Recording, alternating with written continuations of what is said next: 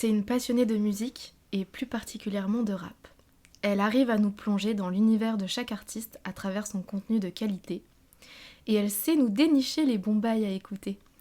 Il lui arrive même de nous emmener en concert avec elle. D'ailleurs, vous l'avez sûrement déjà croisée lors d'un Olympia, d'un festival ou même d'une release party. C'est même peut-être votre RP préféré, qui sait. Lily les bons bails, bienvenue sur le podcast Couleur Passion. Coucou. Comment ça va ? Bah ça va, écoute, premier podcast pour moi, donc merci de m'accueillir. Avec grand plaisir. C'était une évidence pour moi, tu le sais, depuis le début. Oui, je t'ai fait attendre. Mais je suis ravie que ça se passe aujourd'hui. Voilà, on a pris le temps qu'on a pris, mais voilà, c'est aujourd'hui, donc c'est très bien. Exactement. Est-ce que tu peux déjà nous raconter d'où t'es venue cette passion pour le rap ? Bah en vrai, je pense qu'effectivement, ça part de la musique au global, parce que mes deux parents, ils m'ont vraiment bercée dans la musique. Enfin, ça a vraiment toujours fait ultra partie de notre vie. Vraiment, il y a toujours eu beaucoup de musique. Eux, c'est vrai qu'ils ont été beaucoup dans des milieux plus rock, français, alternatif, etc. Mais le rap a toujours été là. Ça a toujours été hyper pour eux. Et moi, depuis que je suis petite, bah, je connais par cœur des sons genre de NTM et tout, que ma mère me faisait écouter. Et je pense le premier concert solo, je ne suis pas allée solo parce que j'avais 12 ans, mais où j'ai été pour moi, enfin en tout cas c'était mon envie quoi, et pas un concert où j'ai accompagné mes parents. Bah c'était Diams, hein, et c'était au Zénith. Wow. Et c'était enfin voilà, j'en ai un souvenir assez fou.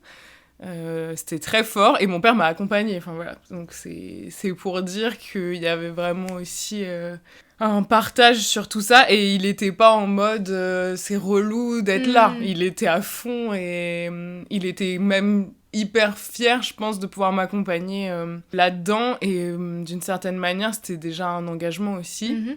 Le rap, ça n'a pas été toujours là, je pense. Enfin, j'ai eu des périodes où j'ai découvert la musique, en fait. Genre, au collège, j'ai eu des périodes où j'écoutais du disco, j'ai eu des périodes où j'écoutais de l'indie rock, mais tu sais, des trucs pas du moment. Genre, vraiment, j'ai découvert la musique. Et puis, bah, après, je pense, une fois que j'avais bien découvert la musique, j'ai pu comprendre ce qui me plaisait vraiment, ce qui me touchait vraiment, et des choses qui me parlaient. Difficiles à expliquer, hein, c'est du ressenti, mais... Puis, bah, je dirais que je pense que fin collège, début lycée, j'ai dû vraiment commencer à écouter des artistes rap un peu mainstream. Fin lycée, peut-être après, bah, j'ai commencé à vraiment être plus dans un truc d'aller diguer un peu des artistes, tu vois, découvrir... Je vais pas dire artistes émergents, parce que en vrai, je pense pas que j'avais trop la notion de ça à ce moment-là, mais en tout cas... ce truc de vouloir écouter un peu tout ce qui sort et tout, je pense que ça arrivait un peu à ce moment-là. Et après, bah, maintenant, je suis devenue une digueuse un peu folle, voilà. Où je n'écoute quasiment plus de mainstream, ce qui est assez parfois déroutant, mais voilà. Voilà un peu le cheminement, je pense. Comment ton amour pour le rap s'est transformé en une passion si forte que t'as voulu en faire ton métier ? Je vais mentionner mon ami Louis, que j'ai rencontré pendant mon premier master, qui m'a vraiment fait découvrir plein d'artistes, genre Solalune et tout, mais c'était il y a peut-être 5 ans, j'en sais rien. Tu vois, genre des Bécard, et tout ça. Enfin, avec lui, j'ai vraiment eu ce truc de... On se faisait découvrir des artistes, et du coup, bah, le fait que j'écoute ce qu'il me recommandait, bah, ça m'a amené aussi à avoir un algorithme vachement sur YouTube et tout. Et sur Deezer et tout ça, vachement de découvertes d'artistes. Et du coup, bah, j'avais grave ce truc de... J'ai une satisfaction personnelle à découvrir ces artistes et à les partager avec mes amis et tout. Enfin, quelques amis, parce que vraiment la plupart des gens sont pas trop dans ce truc un peu fou de aller tout le temps dénicher des nouveaux artistes. Mais du coup, bah, je pense que je me suis dit, en vrai, je vais à plein d'événements, je vais à plein de concerts, mais au final, bah oui, j'en retire une satisfaction personnelle, mais j'aimerais trop faire découvrir au monde entier, genre, les artistes que je découvre, qui sont, du coup, à ce stade, relativement pas connus. ou en tout cas avec des vraiment petites communautés en train de se développer, quoi. Enfin, Beckart, c'est un tellement bon exemple de ça, parce que la première fois que je l'ai vu en concert, c'était dans une toute petite salle à Paris qui s'appelle 1999. Je crois que je n'y suis jamais retournée depuis. C'est vraiment tout petit. C'était avant le Covid et tout. Quand je vois que maintenant, il remplit des Olympias, deux Olympias, et qu'il annonce des Zéniths et tout, je me dis, c'est une dinguerie, et en même temps, j'ai pas du tout... Enfin, j'ai plus un truc de fierté, pas d'avoir découvert en avant-première, mais de voir que les artistes, ils peuvent aussi vraiment monter comme ça, fédérés autour d'eux et tout. Je trouve ça incroyable. Et je pense que le Covid aussi a joué un rôle là-dedans, parce que je me suis retrouvée vraiment, genre, le moment où je me suis dit, je vais faire des vlogs sur YouTube de concerts. Et j'avais préfilmé des trucs et tout. Et puis, je me suis retrouvée enfermée chez moi, à plus pouvoir aller au concert, du coup. Et je me suis dit... Purée, c'est vraiment genre la poisse, enfin le moment où je me décide à faire un truc. Et Louis, du coup, à l'époque, il me poussait aussi beaucoup à ça. Il me disait, mais oui, mais fais des vidéos, c'est trop bien et tout. Et je me suis lancée. Je me suis dit, je suis chez moi, je suis entre deux cursus, trucs. J'ai du temps. J'ai téléchargé des logiciels de montage. Je maîtrisais rien du tout. Genre vraiment, enfin, j'ai rien supprimé. Je pense qu'on peut aller voir sur mon compte les premières vidéos. Franchement, c'est assez approximatif. Et parce que j'ai tout appris un peu comme ça sur le tas. Même si je faisais pas mal... Enfin, je maîtrisais pas mal les réseaux sociaux, les trucs comme ça, mais le montage, c'est un truc vraiment particulier. Monter mes premières vidéos, ça me prenait des heures, parce qu'en plus, j'expérimentais des trucs, tu vois. Et du coup, je me suis dit, allez, let's go, je vais faire des playlists, faire découvrir des artistes que je découvre... J'avais créé un format qui s'appelait Les Bons Blazes. Un focus sur un artiste, mais où vraiment j'ai décortiqué le truc de comment il a commencé, où est-ce qu'il est signé, où est-ce truc, tu vois, la totale, pour qu'on découvre l'artiste de A à Z. Je me souviens d'ailleurs de l'avoir fait notamment sur Change à l'époque, mais peut-être on en reparlera après, parce que du coup c'est assez symbolique le cheminement aussi avec lui. Et je me souviens à l'époque, son manager, qu'aujourd'hui je connais et j'apprécie beaucoup, Change m'avait dit, on en parlait avec mon manager, genre t'as réussi à analyser des trucs, genre des journalistes en interview n'ont jamais réussi à me poser, enfin tu vois, enfin, c'est des questions qu'on m'a jamais posées en interview, des gens qui n'ont jamais été digués aussi loin, quoi. Ça m'a aussi donné la confiance pour continuer, de fil en aiguille, YouTube, truc. Donc en vrai, de passion à... Enfin oui, ça a toujours été passion, hein, je pense. Passionné à fond. Ça se sent. Ouais. La façon dont on parle, les gens voient pas là, mais t'as toujours les yeux qui brillent. Enfin, je sais pas, tu respires la passion. Franchement, je pense que tu vois, là, on est fin 2024. Je pense que j'ai lancé le truc. C'était en. Du coup, je sais plus quand c'était, mais c'était genre mai 2020, un truc comme ça, à peu près. Ouais, avril, mai, je sais plus, c'était quand le confinement. Et donc, tu vois, ça fait quand même un moment. Je le fais vraiment pas pour la gloire, parce que vraiment, c'est pas ça qui remplit le frigo, loin de là.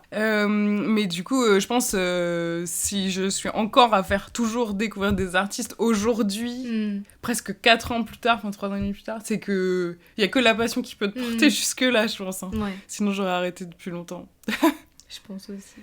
Donc tu partages sur tes réseaux sociaux des sorties d'albums, des projets d'artistes, même des profils d'artistes, et tes retours de concerts. Est-ce que tu peux nous parler un petit peu du processus qu'il y a derrière toutes ces vidéos, processus de création de ton contenu? Je pense que je fonctionne sur ça d'une manière qui peut être à la fois cool et à la fois hyper empêchante. Enfin, je pense pas que ça se dise, mais en gros, quand j'écoute un truc et que je me dis « ça c'est trop bien, il faut absolument que j'en parle » ou que je découvre un artiste ou quoi, bon, déjà j'écoute beaucoup, mais surtout, j'écris. En fait, à la base, moi, j'ai vraiment ce truc où, genre, je voulais être journaliste culture.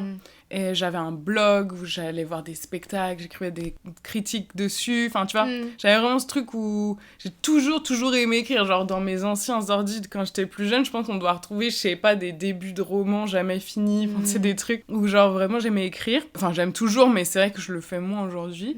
Ce que je regrette un peu, mais bon, voilà, c'est comme ça. Ça me prend du temps parce que, en fait, je pense que c'est une histoire de légitimité aussi et de confiance en soi.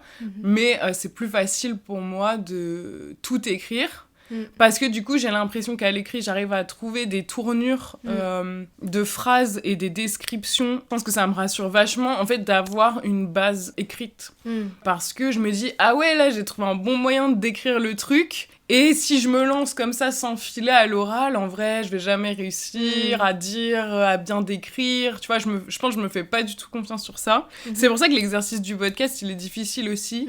Parce que y a pas de trame, y a pas de base. Donc là, faut juste se faire confiance pour se dire que ce qu'on va raconter, ça va être quand même pertinent. Mais ça l'est pour le moment. je te remercie.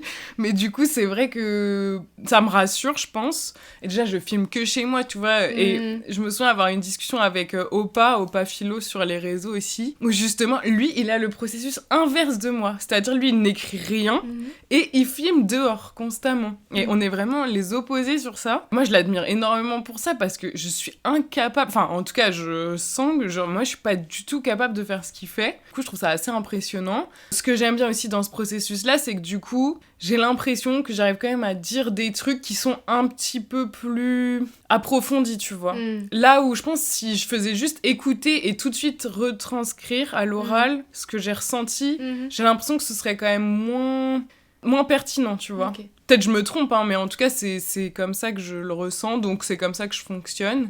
Mais c'est vrai qu'avec le temps, j'ai quand même compris que être plus spontanée en vidéo et réussir à me détacher un peu d'un truc que je lisais et tout, c'était quand même plus appréciable pour tout le monde, et même pour moi. Et j'étais un peu frustrée que, genre, on ressente pas du tout... Enfin, c'est pas qu'on le ressent pas du tout, mais ma personnalité là-dedans, elle est forcément plus effacée si je lis juste un truc... que là où maintenant j'essaye de mettre plus des mots-clés, tu vois, genre des trucs que j'ai vraiment pas envie d'oublier, et après je me fais un peu confiance sur genre la manière de le délivrer.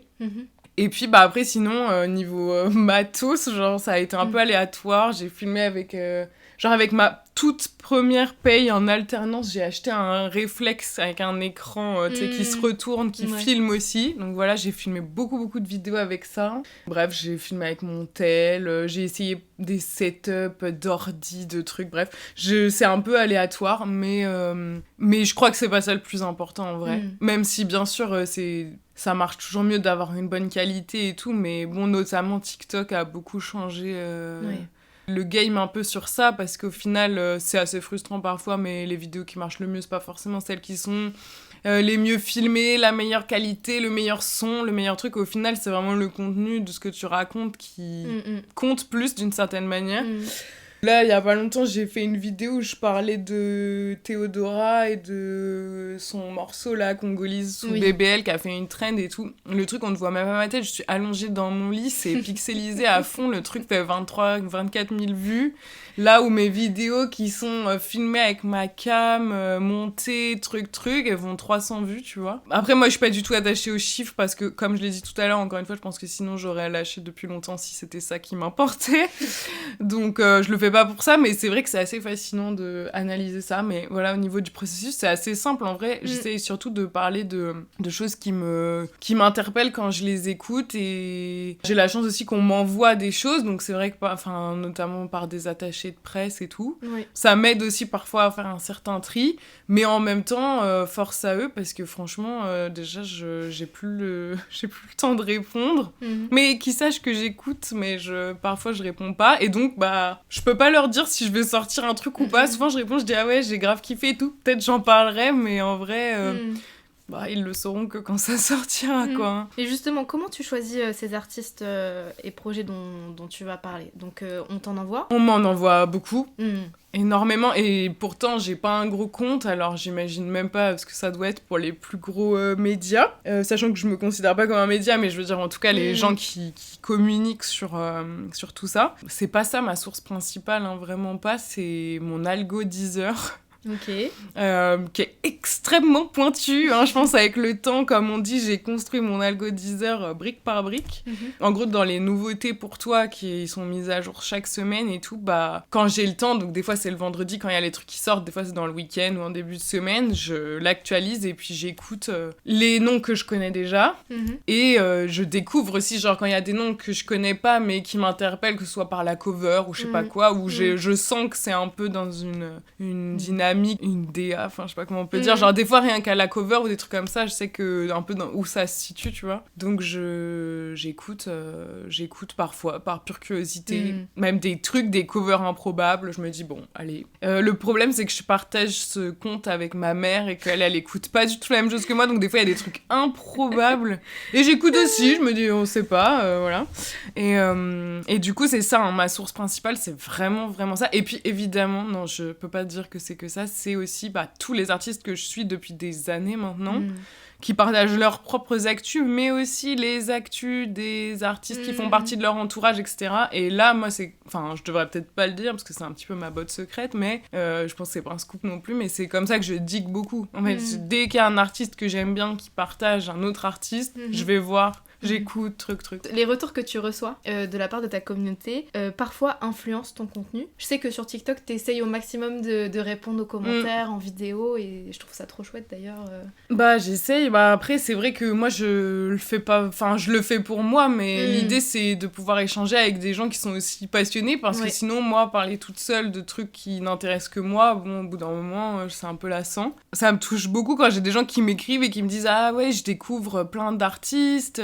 genre je suis tes recos religieusement, dès que tu partages un truc, je vais écouter. » Ça représente peut-être pas énormément de personnes, tu vois, mais c'est des messages que je reçois parfois où je me dis, bon, franchement, même si ça peut faire découvrir un ou une artiste à ne serait-ce qu'une ou deux personnes, pour moi, le taf, il est fait déjà. Surtout quand on parle d'artistes émergents où chaque nouvel auditeur ou quoi est important. Puis c'est vrai que TikTok, pour ça, il y a vraiment ce truc où on touche aussi des nouvelles personnes. En fait, à chaque vidéo, c'est possible de toucher des nouvelles personnes et tout. Et enfin, moi, toujours dans cette dynamique de faire découvrir des artistes, c'est génial, parce que du coup, encore une fois, même si ça peut toucher qu'une ou deux personnes à la fin, c'est déjà très bien. C'est vrai que c'est devenu un peu bizarre ce fonctionnement parce qu'il y a je reçois énormément de messages qui sont en fait des... Alors il y a deux catégories, mais il y a des gens qui sont aussi des passionnés mais qui font aussi de la musique, donc qui m'écrivent en mode ouais, trop bien ton contenu, nan. Et je t'envoie aussi mon truc. Et je comprends totalement qu'ils le fassent. Mais du coup, c'est vrai que c'est un peu biaisé. Enfin, voilà, je prends, hein, c'est toujours des compliments, mais c'est vrai que y a un peu ce truc de derrière... Il y a une idée derrière la tête. Un petit peu, voilà. Et après, il y a la catégorie tout court d'artistes attachés de presse, managers, etc., qui envoient les messages avec les projets à écouter et tout. Et en vrai, ça prend énormément de place. Donc ça, c'est un peu le truc. Et encore une fois, c'est totalement normal, mais... Du coup, c'est vrai que j'essaie de répondre le plus possible, mais en vrai, c'est difficile de répondre à tout ça. Et puis, je ne peux décemment pas tout écouter, c'est impossible. Genre, il me faudrait que je passe mes semaines entières à littéralement tout écouter. Donc, voilà. Mais sinon, moi, c'est hyper important pour moi de pouvoir échanger avec les gens qui suivent, qui arrivent et tout, parce que c'est le but, quoi, en vrai. L'humain là-dedans. À ton avis, quel rôle jouent les réseaux sociaux dans la démocratisation du rap et aussi la mise en avant d'artistes émergents ? Le fait qu'il y ait les réseaux sociaux maintenant pour que les artistes ils puissent promouvoir leur musique, ça... En vrai, ça a quand même majoritairement du bon, parce qu'aujourd'hui, quelqu'un qui est juste talentueux ou passionné ou qui a la rage d'y arriver et tout, en vrai, s'il met en place genre tous les trucs il peut se faire connaître. Alors après, il y a toute une histoire quand même d'entourage, en tout cas, c'est sûr que c'est possible vachement plus de diffuser sa musique qu'avant. Après, il y a le revers de la médaille du truc de... Parfois, il y a un morceau qui va pop et puis il faut derrière... Enfin bref, il y a plein de cas de figure possibles qui peuvent être aussi un peu flippants avec ce truc des réseaux sociaux. Mais en tout cas, ce qui est sûr, c'est que c'est un canal gigantesque pour les artistes... pour se promouvoir eux-mêmes. Il n'y a pas forcément beaucoup de budget et tout au début, donc quand t'as juste ta chambre, ton setup, ton truc, voilà, au moins tu peux essayer d'aller défendre ta musique sur les réseaux sociaux. Et après, il peut y avoir des relais comme moi je fais, comme d'autres médias font, de mettre en avant les artistes. Et en vrai, au final, on est dans un rapport de genre, eux, ils ont besoin de nous pour se promouvoir, mais nous, on a besoin d'eux aussi. Enfin, moi, mon contenu, il n'existe pas si j'ai pas des artistes à découvrir, etc. Et je pense que ça, c'est un truc qu'il faut vraiment pas oublier. Ouais. Parce que quand tu vois les médias et tout qui font payer les artistes, les plus petits, bien sûr, parce que les plus gros, on leur demande jamais rien de payer, je trouve qu'il y a un truc qui s'est totalement perdu en chemin, parce qu'au final, ils leur demandent de payer, mais en fait, là, si ces médias-là, ils avaient pas des artistes à découvrir ou qu'ils leur envoyaient leurs trucs, mais ils auraient pas de matière, en fait. Donc c'est un peu bizarre comment ça s'est transformé, mais en tout cas, je sais plus exactement c'était quoi la question, mais la démocratisation aussi du rap, oui, c'est sûr que c'est... Il y a du bon et du moins bon, c'est-à-dire que du coup, il y a aussi toutes sortes de publics qui s'est aussi approprié cette musique, avec tout ce que ça peut avoir aussi de bizarre parfois, parce que c'est vrai qu'aujourd'hui, rap, il y a plein de courants, il y a plein de trucs, on en perd parfois l'essence. Rap extrême droite. Voilà, il y a de tout, donc on ne comprend pas, on ne sait pas comment ces gens n'ont pas une dissonance cognitive énorme. Vraiment, c'est très très étrange, mais en même temps, c'est vrai que si on veut garder en tête un truc assez positif de ça, c'est que aujourd'hui, ça, c'est le genre musical le plus écouté, et que ça, c'est quand même une belle forme de reconnaissance.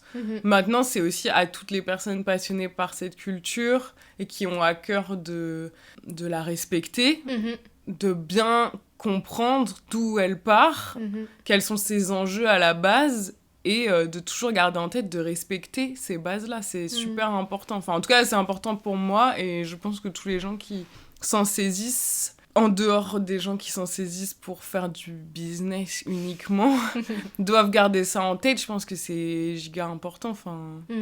Bien, mais il y a un revers de la médaille qui est assez violent, c'est sûr. Ouais. De se faire un peu déposséder de l'essence même de cette musique, bien sûr, du hip-hop et tout, c'est sûr. Quelle importance t'accordes à l'authenticité de ton contenu, et surtout comment t'arrives à rester fidèle à toi-même? Justement, tu disais que t'avais beaucoup de demandes, beaucoup de sollicitations, qu'on t'envoie plein de choses à écouter. Peut-être même parfois tu peux ressentir aussi une sorte de pression de la part de certaines personnes. Comment t'arrives à fixer tes limites et à rester fidèle à toi-même? En vrai, je pense que de toute façon, si on me suit et qu'on regarde un peu mes contenus, on voit que je suis pas à poster... en fait, j'ai pas une fréquence de post qui est immense. Contrairement au nombre de trucs qui sortent chaque semaine, de toute façon, c'est évident que tout ne peut pas être traité. Donc, moi, je fonctionne exclusivement au coup de cœur.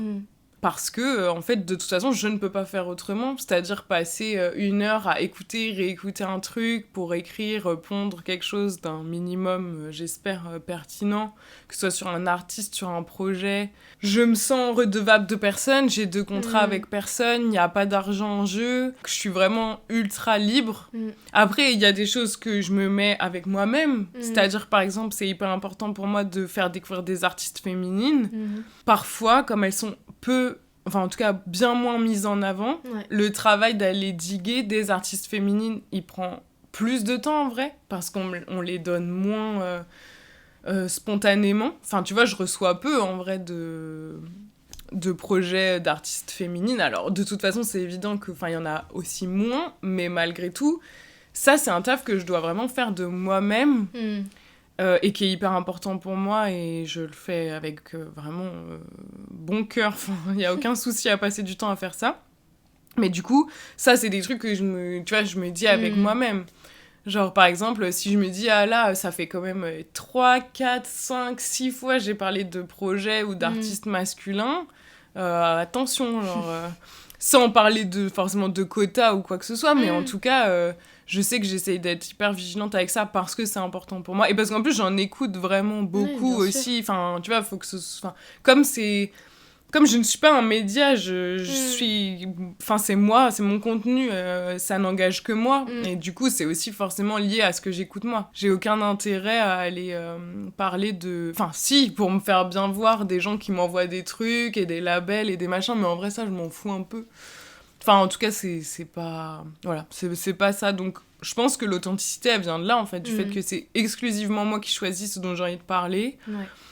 que je suis tenue de rien du tout avec personne et que ça, c'est une liberté géniale. Qu'est-ce qui te plaît le plus dans le fait de partager des artistes, partager des projets, aller voir des concerts? Qu'est-ce qui te plaît dans ces choses-là? Je pense, en vrai, ce qui me plaît le plus, c'est de le faire partager aux autres. Enfin, c'est le vivre, évidemment, si on parle des concerts, c'est des moments qui sont vraiment hors du temps. Enfin, voilà, c'est des bulles que, personnellement, je ne retrouve nulle part d'autre dans ma vie. Enfin, dans d'autres moments de ma vie. Alors après, bien sûr, il y a plein d'autres choses qui sont très appréciables dans la vie, mais c'est un sentiment vraiment particulier d'aller en concert. Je crois que ça a toujours fait partie de ma vie, que ce soit ça ou aller à des spectacles de danse, de hip-hop. Enfin, voilà, j'ai vraiment... Je pense que ce truc de... Enfin, on appelle ça le spectacle vivant, par exemple, c'est pas pour rien. Et les concerts, c'est pareil. La musique live, c'est un truc de fou. Enfin, avant qu'on fasse le podcast, je réfléchissais, tu vois, à cette année des concerts qui m'ont marqué. Je repensais à celui de Jewel à la Maroquinerie. Alors que c'était, je sais pas, c'était en janvier, je crois. Donc, tu vois, ça fait presque 1 an. Et au moment où je le vivais, je me disais, je sais que celui-là, ce sera un de mes concerts les plus marquants de l'année. Et tu vois, là, on est en mi-décembre. Et si je dois faire une rétrospective, c'est évident, tu vois, qu'il est peut-être dans le top 3 des concerts que j'ai fait cette année qui m'ont le plus marqué, pour plein de raisons. Mais voilà, je pense qu'il se passe un truc particulier. Après, au niveau du contenu, je pense qu'il y a vraiment ce truc de dire que tu participes à mettre ta pierre à l'édifice de la construction d'un artiste.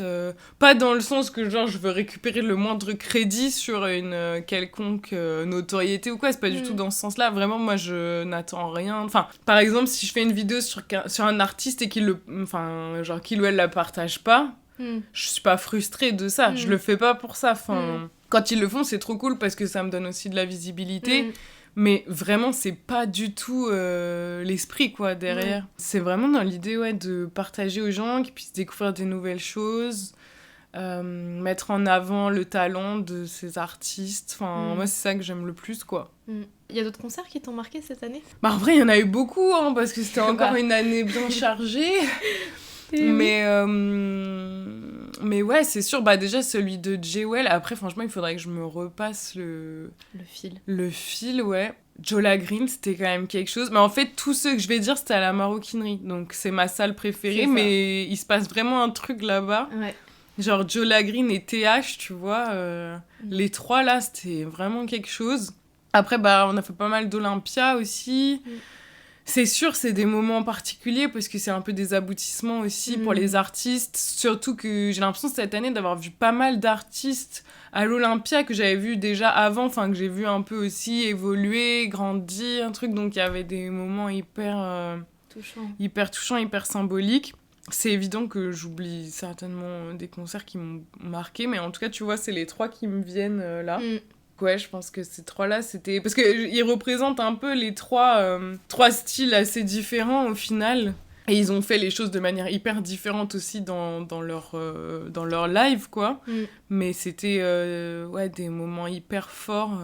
J'ai aussi été voir plusieurs fois Daniel, que je connaissais peu, au final. Et ça a été... Ça a été trop bien, au final, c'était...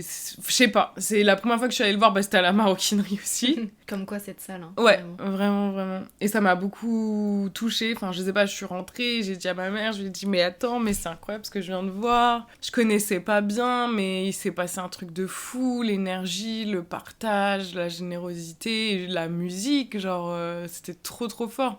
Globalement, la Maroquinerie, je pense que je vais aller prendre un abonnement pour 2025 ou aller essayer de négocier quelque chose avec eux directement.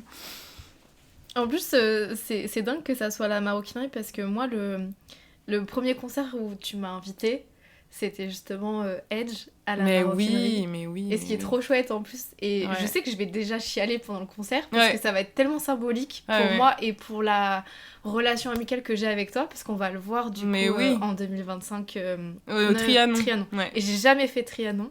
Ouais, c'est donc chouette. Ça va être encore une première. Et ce concert, je pense que c'est aussi la symbolique derrière, mais il me marquera à vie. Pour moi, c'est un peu le... Ouais, c'était très fort. Ouais, j'avais déjà fait des concerts avant, mais c'est un peu le premier concert J'avais fait aussi des concerts à Paris, mais je sais pas, pour moi, c'est vraiment le premier concert parisien. Ouais. Le premier d'une série Mm, où tu m'as emmenée. Et en plus, j'ai eu tellement de chance parce que tu m'as invitée et j'allais rater ça. Et quand je repense à la soirée à chaque fois, C'est en vrai. première partie, Robe des blocs que je découvre, et que toi, t'es déjà, tu sais déjà, tu vois déjà où est-ce Mais qu'il oui. va aller, et t'es persuadée de... Ouais, d'ailleurs, la maro de Robe des blocs aussi cette année, Bah oui, on avec est allés Edge en ensemble. première partie. Ça, c'était beau. C'était incroyable, ouais. Et d'ailleurs, je viens de repenser aussi que cette année, il y a quand même Léo Esber qui a fait sa boule noire. Oui. Et ça, c'était aussi très fort pour moi, parce que c'est un artiste que je suis depuis très longtemps. Il a fait un show de fou. Et là, il va faire justement une maroquinerie. Non, mais cette salle, c'est Et trop... on a pris nos places. Oui, non. Mais je vais le faire. Non, j'ai pas encore pris ma place, mais je vais le faire. Mais oui, non, mais Edge, oui. En plus, humain, incroyable. Edge fait partie des premiers artistes dont j'ai parlé qui m'ont dit des mots qui ont en partie participé au fait que j'ai continué aussi à faire tout ça. Donc ouais, non, c'est sûr, c'était hyper symbolique ce concert, c'est évident. Trop touchant. Allez, comment rebondir après cette minute émotion? Quels sont les artistes, selon toi, qui récemment ont vraiment bien utilisé les réseaux sociaux et ont eu des campagnes comme ça, enfin, je vais parler en termes des campagnes marketing, mais qui t'ont marqué? Alors, c'est vrai que c'est pas un truc que j'analyse de fou, mais s'il faut parler de Théodora, on va parler de Théodora. Hein. Théodora, c'est une dinguerie parce que vraiment, cette meuf, Enfin...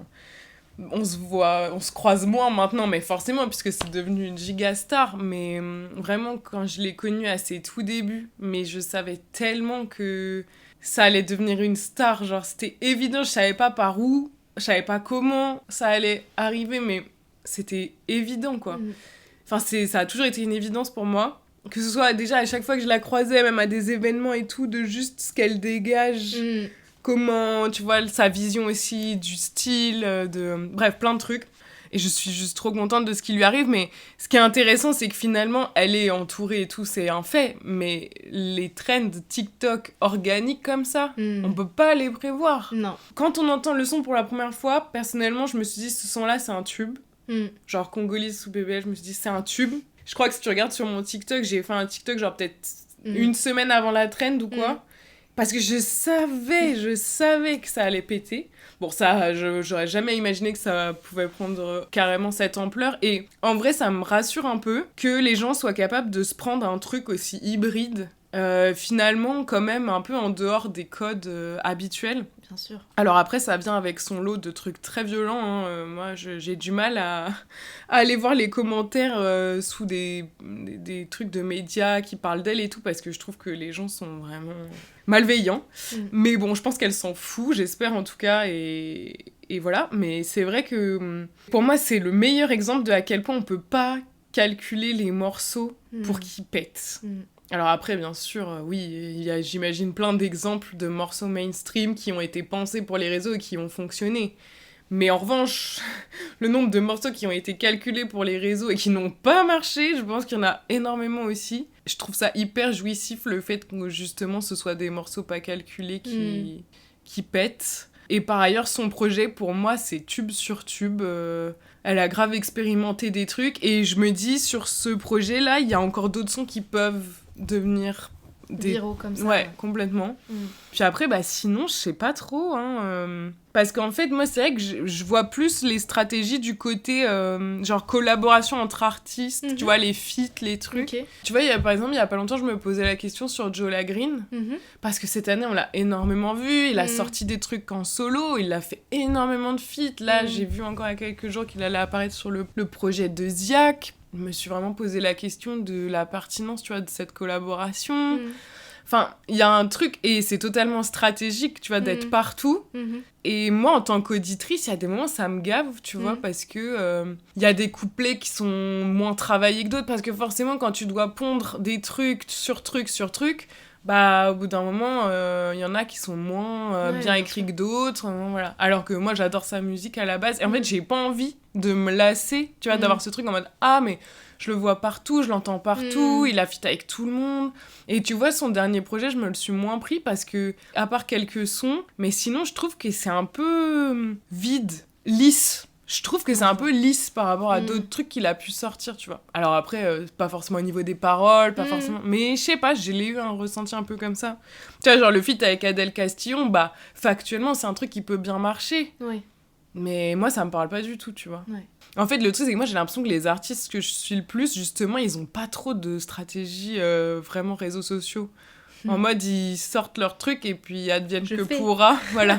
Oui, mais tu vois, je fais de l'USVR, c'est un truc qui marche bien, mais voilà, on n'est pas sur un truc qui prend des proportions stratosphériques, tu vois. Et en même temps, ça lui correspond bien aussi. Enfin, ça fonctionne comme ça, c'est très bien. Je trouve ça plus intéressant, à la limite, ouais, les croisements, tu vois. Mais c'est comme, là, on parlait avant de commencer à enregistrer du projet de Jamie. Tu vois, en feat dessus, il y a Dahomey, qui est mais absolument partout. Et moi, je n'arrive pas. En fait, je ne sais pas ce que c'est sa musique. C'est très bizarre. À la fois, il est partout. À la fois, je sais pas. J'ai jamais eu envie, au final, d'aller le découvrir plus que ça dans sa musique perso parce que j'ai l'impression de le voir déjà tellement partout, tu vois. C'est un peu attendu. Et puis, je sais que forcément, à force de collaboration comme ça, bah, y a forcément des trucs qui sont un peu mid. C'est obligé, tu vois. C'est vrai que j'analyse pas trop, j'avoue, les stratégies. Ouais, après c'est ok, hein. C'était juste... Non mais c'est intéressant. Donc tu travailles aussi en tant que RP pour des artistes émergents. Tout à fait. Est-ce que tu peux nous expliquer en quoi ça consiste ce métier dans l'industrie musicale ? Déjà, si tu veux bien, je vais juste commencer par resituer un peu comment j'en suis arrivée là. Parce que, donc du coup, moi j'ai fait un master de com, que j'ai fait en alternance, bref, je bossais pour des lieux dans Paris. J'ai été aussi en agence, donc en agence de com et RP. Et donc c'est pendant cette alternance que j'ai découvert le métier d'attaché de presse. Enfin, je le connaissais évidemment, mais en tout cas du côté actif du truc, parce que moi j'avais déjà bossé pour des médias en tant que... pas journaliste, parce que j'étais pas payée pour ça, mais enfin en tout cas écrire des articles, tu vois, bénévolement pour des... Et du coup j'ai été en lien avec des attachés de presse qui m'envoyaient des trucs. J'étais aussi en lien avec des attachés de presse depuis du coup quand même des années, justement par rapport à les Bombay. Et donc là je me suis retrouvée de l'autre côté du miroir avec une attachée de presse qui s'appelle Marino, qui m'a absolument tout transmis de ce qu'elle savait de ce métier, avec la plus grande passion. C'est la personne la plus passionnée par son métier que je connaisse. Et vraiment, c'était giga enrichissant d'apprendre ça à ses côtés. Et surtout, je me suis dit... Genre, je sais pas comment te dire, mais j'ai le souvenir d'une discussion avec ma mère un soir où je lui dis, mais en fait, moi, je veux être attachée de presse, en fait. C'est ça que je veux faire. Parce que j'en avais marre de faire de la com, j'en avais marre d'être derrière mon ordi, et finalement, quand tu fais de la communication, surtout que moi, je bossais surtout sur le digital, tu vois, les réseaux sociaux et tout, il y a quand même un truc où t'es exécutant, tu vois. On te dit de faire des trucs, enfin, t'es pas le dernier maillon de la chaîne, mais il y a quand même un truc où il se passe beaucoup de trucs avant toi. Et tu dois être au bout de ça et transmettre. Et moi, j'en avais un peu marre de ça, franchement. Et du coup, en fait, je faisais les deux en parallèle. Pendant que j'étais dans cette alternance, je faisais à la fois de la com et à la fois des relations presse. Et j'ai commencé aussi, du coup, à me dire, bah en fait, je vais faire de la promo de mon côté. Parce que du coup, j'étais en freelance, donc en soi, rien m'empêchait de commencer d'autres... Enfin, tu vois, de faire des trucs à mon compte aussi. Enfin, pas à mon compte, j'étais à mon compte, mais... Oui. Enfin, de mon côté perso, en dehors de l'agence, quoi. Et donc, j'ai commencé à bosser avec un label qui s'appelle le 386, que je remercie énormément pour la confiance, parce qu'en vrai, même si j'étais déjà attachée de presse... dans un autre secteur, finalement plus dans le culturel, dans l'événementiel et tout, bah ils m'ont quand même fait confiance pour genre activer mon réseau dans la musique que j'avais construit depuis des années, sans avoir vraiment de preuve en soi de ce que ça allait produire, tu vois. J'ai commencé à bosser sur une campagne de promo pour Amo. C'était trop bien parce que bah, c'était un artiste que je suivais déjà. J'ai donné toute ma pêche pour avoir le maximum de résultats possibles. J'ai été en binôme aussi avec un gars qui s'appelle François et qui m'a vachement aussi soutenue. Enfin, il était hyper bienveillant, genre il m'a grave mis en confiance et je sentais que c'était bien ce que je faisais. Enfin, tu vois, genre on avait des bons résultats et tout, c'était cool. On a fait un peu d'autres campagnes ensemble. Moi, j'ai commencé à bosser de mon côté aussi avec des artistes en développement. Et du coup, bah là, fin août, j'ai quitté l'agence et là, depuis, je suis à temps plein en promo pour des artistes. Je fais plus de com. Enfin, après, c'est une forme de communication, mais en tout cas, de communication pure et dure, j'en fais plus. Et franchement, pour l'instant, j'ai pas du tout envie d'y revenir. Et en fait, ce qui est génial, c'est que, donc, comme je le disais tout à l'heure, moi, j'ai jamais pensé à rendre ma création de contenu lucrative. En tout cas, si elle était amenée à le devenir, ce serait via la rémunération des diverses plateformes, mais pas par des billets, des managers, des artistes, des labels, des je ne sais quoi. Genre vraiment, j'ai toujours été catégorique là-dessus. C'est pas un business qui m'intéresse, je trouve ça pas ouf, éthiquement. Et d'ailleurs, il y a beaucoup de gens qui trouvent ça pas ouf parce qu'en ce moment, ça parle pas mal de ça, parce que quand les artistes ils reçoivent des grilles tarifaires qui sont indécentes, venant de certains médias, tu te demandes vraiment pourquoi ils sont là et qu'est-ce qu'ils ont vraiment derrière la tête, quoi. Même si on sait. On sait très bien ce qu'ils veulent. De l'argent, prendre l'argent des plus petits. Et du coup, en fait, je me suis dit, c'est une opportunité aussi géniale dans la continuité au final des vidéos et de tout ça, de accompagner plutôt les artistes en développement à avoir de la visibilité, diffuser leur musique auprès des médias et les accompagner dans cette stratégie-là. Sachant que moi, ce que j'aime énormément là-dedans, du coup, c'est le relationnel. C'est tous les liens que j'ai créés avec les gens, à qui j'écris, que je rencontre, et leur partager les artistes que je défends et en qui je crois énormément. Et j'adore faire ça, vraiment.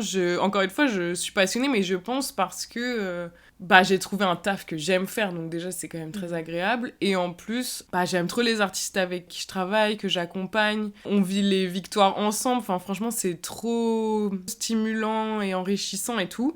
Et après, j'essaye aussi d'être le plus éthique possible dans tout ça, c'est-à-dire quand c'est trop tôt, parce que des fois, il y a des artistes qui m'écrivent et en fait, ils ont l'impression qu'en payant une RP, ils vont avoir des résultats quoi qu'il arrive, mais parfois, c'est pas le bon moment, c'est trop tôt. Enfin bref, il y a plein de raisons ou alors c'est pas encore assez abouti, ou la qualité est pas là, ou voilà, il faut être capable de le dire, c'est pas facile.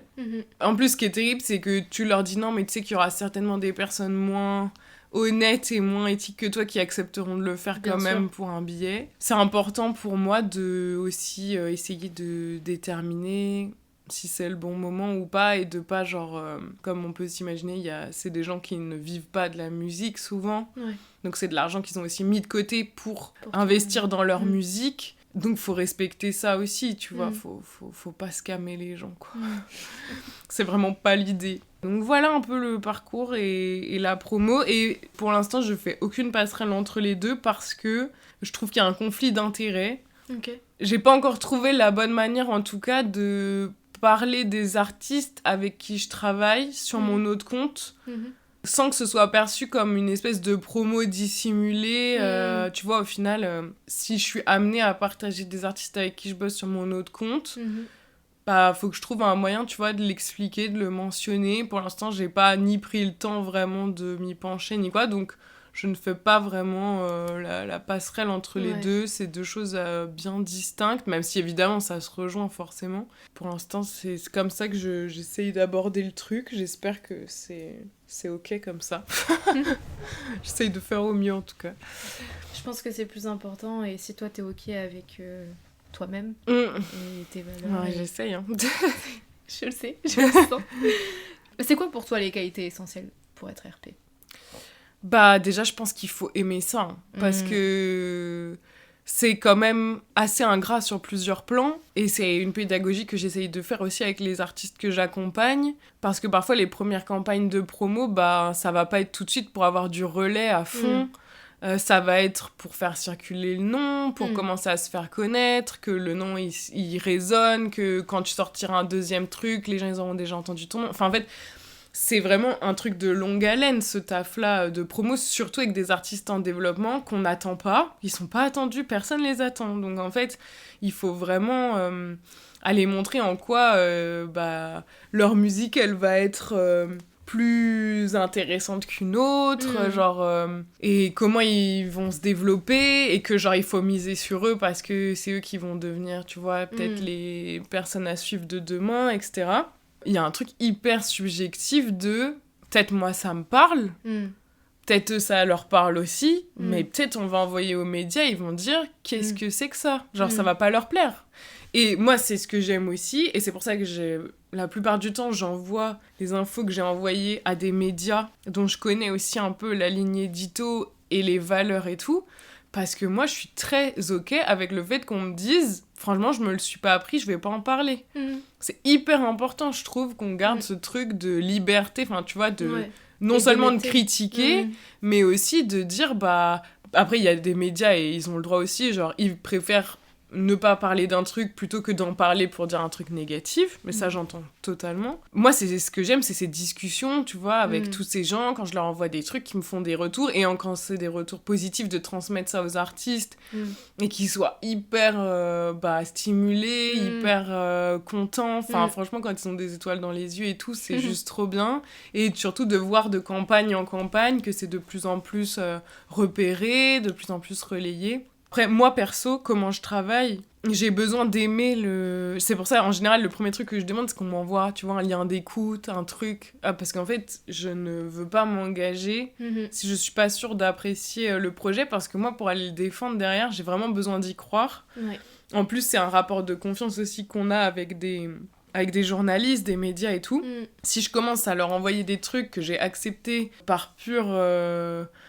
comment dire, cupidité, juste pour prendre le billet, mais qu'au final c'est pas bien, au bout d'un moment ils vont se dire nous on écoute plus ce qu'elle nous envoie, tu vois. Bien sûr.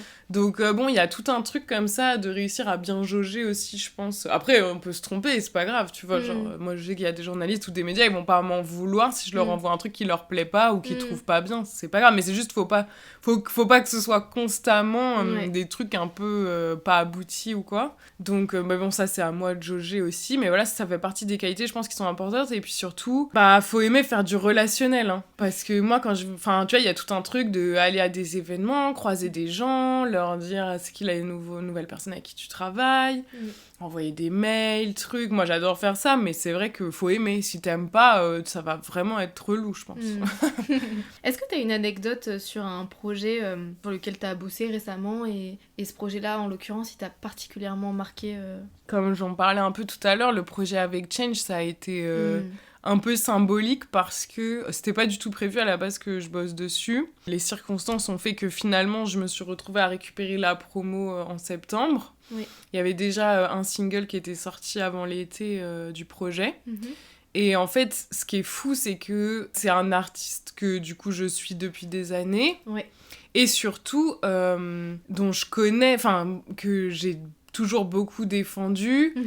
Et donc, c'était trop bien pour moi de pouvoir me dire, mais là, genre... Enfin, je pense vraiment, je me disais, c'est pas genre pour faire genre ou quoi, mais vraiment, je pense que j'étais la meilleure personne pour aller défendre le projet auprès des médias, tu vois, parce que j'ai été investie comme jamais. Enfin, tu vois, j'y croyais tellement. Et en plus, je suis hyper frustrée parfois de voir le plafond de verre qu'il peut y avoir pour certains artistes qui sont là depuis des années, qui ont des communautés fidèles, qui sont repérés par les médias, par les pros, par les trucs, mais ça plafonne. Donc là, c'était vraiment l'occasion aussi d'aller essayer de casser ce plafond de verre-là. En plus, on a fait des sessions d'écoute du projet, et ça, c'est aussi un truc que j'adore faire, justement, accueillir des journalistes et des médias, tu vois, pour leur faire écouter le projet. Ensuite, ils font leur retour, c'est vraiment... j'aime trop. Il y avait un truc symbolique, un peu de bouclé aussi, de... symboliquement, j'ai réussi à trouver comment accompagner les artistes en qui je crois, professionnellement, tu vois, d'en faire un métier. Et des artistes que je suis depuis des années. Et c'était aussi grave... un moyen de me rendre compte aussi de comment le cheminement que j'ai fait depuis des années, et le réseau que je me suis fait, et tout, il a été utile aussi à ce moment-là. Et puis surtout, on a eu la sensation, je vais pas parler à sa place et tout, mais je pense qu'on avait un peu ce truc de dire on le fait ensemble. Genre, tu vois, en plus, avec les années, maintenant, on se connaît un peu aussi personnellement. Et il y avait ce truc de confiance aussi, tu vois, il savait que j'allais aller défendre le truc parce que j'y crois, parce que j'y ai toujours cru. Ouais. Donc, et par ailleurs, le projet est incroyable. Enfin, moi, je l'adore. Mais après, bon, ça, c'est subjectif. Mais en tout cas, c'est pas juste parce que c'était lui. C'est que je trouve que vraiment, ce projet, il est très beau. Donc, ouais, ça, c'était un sacré truc de cette année. J'ai beaucoup aimé le projet aussi. Je me suis bien pris. Il y avait... je te dirai peut-être après les quelques titres qui sont allés en boucle parce que j'ai une mémoire d'escargot. Oui, il est assez long en plus. Mais il y a eu des très beaux titres et moi ce que j'ai beaucoup aimé c'est la diversité. Voilà. Oui. Il y a eu vraiment...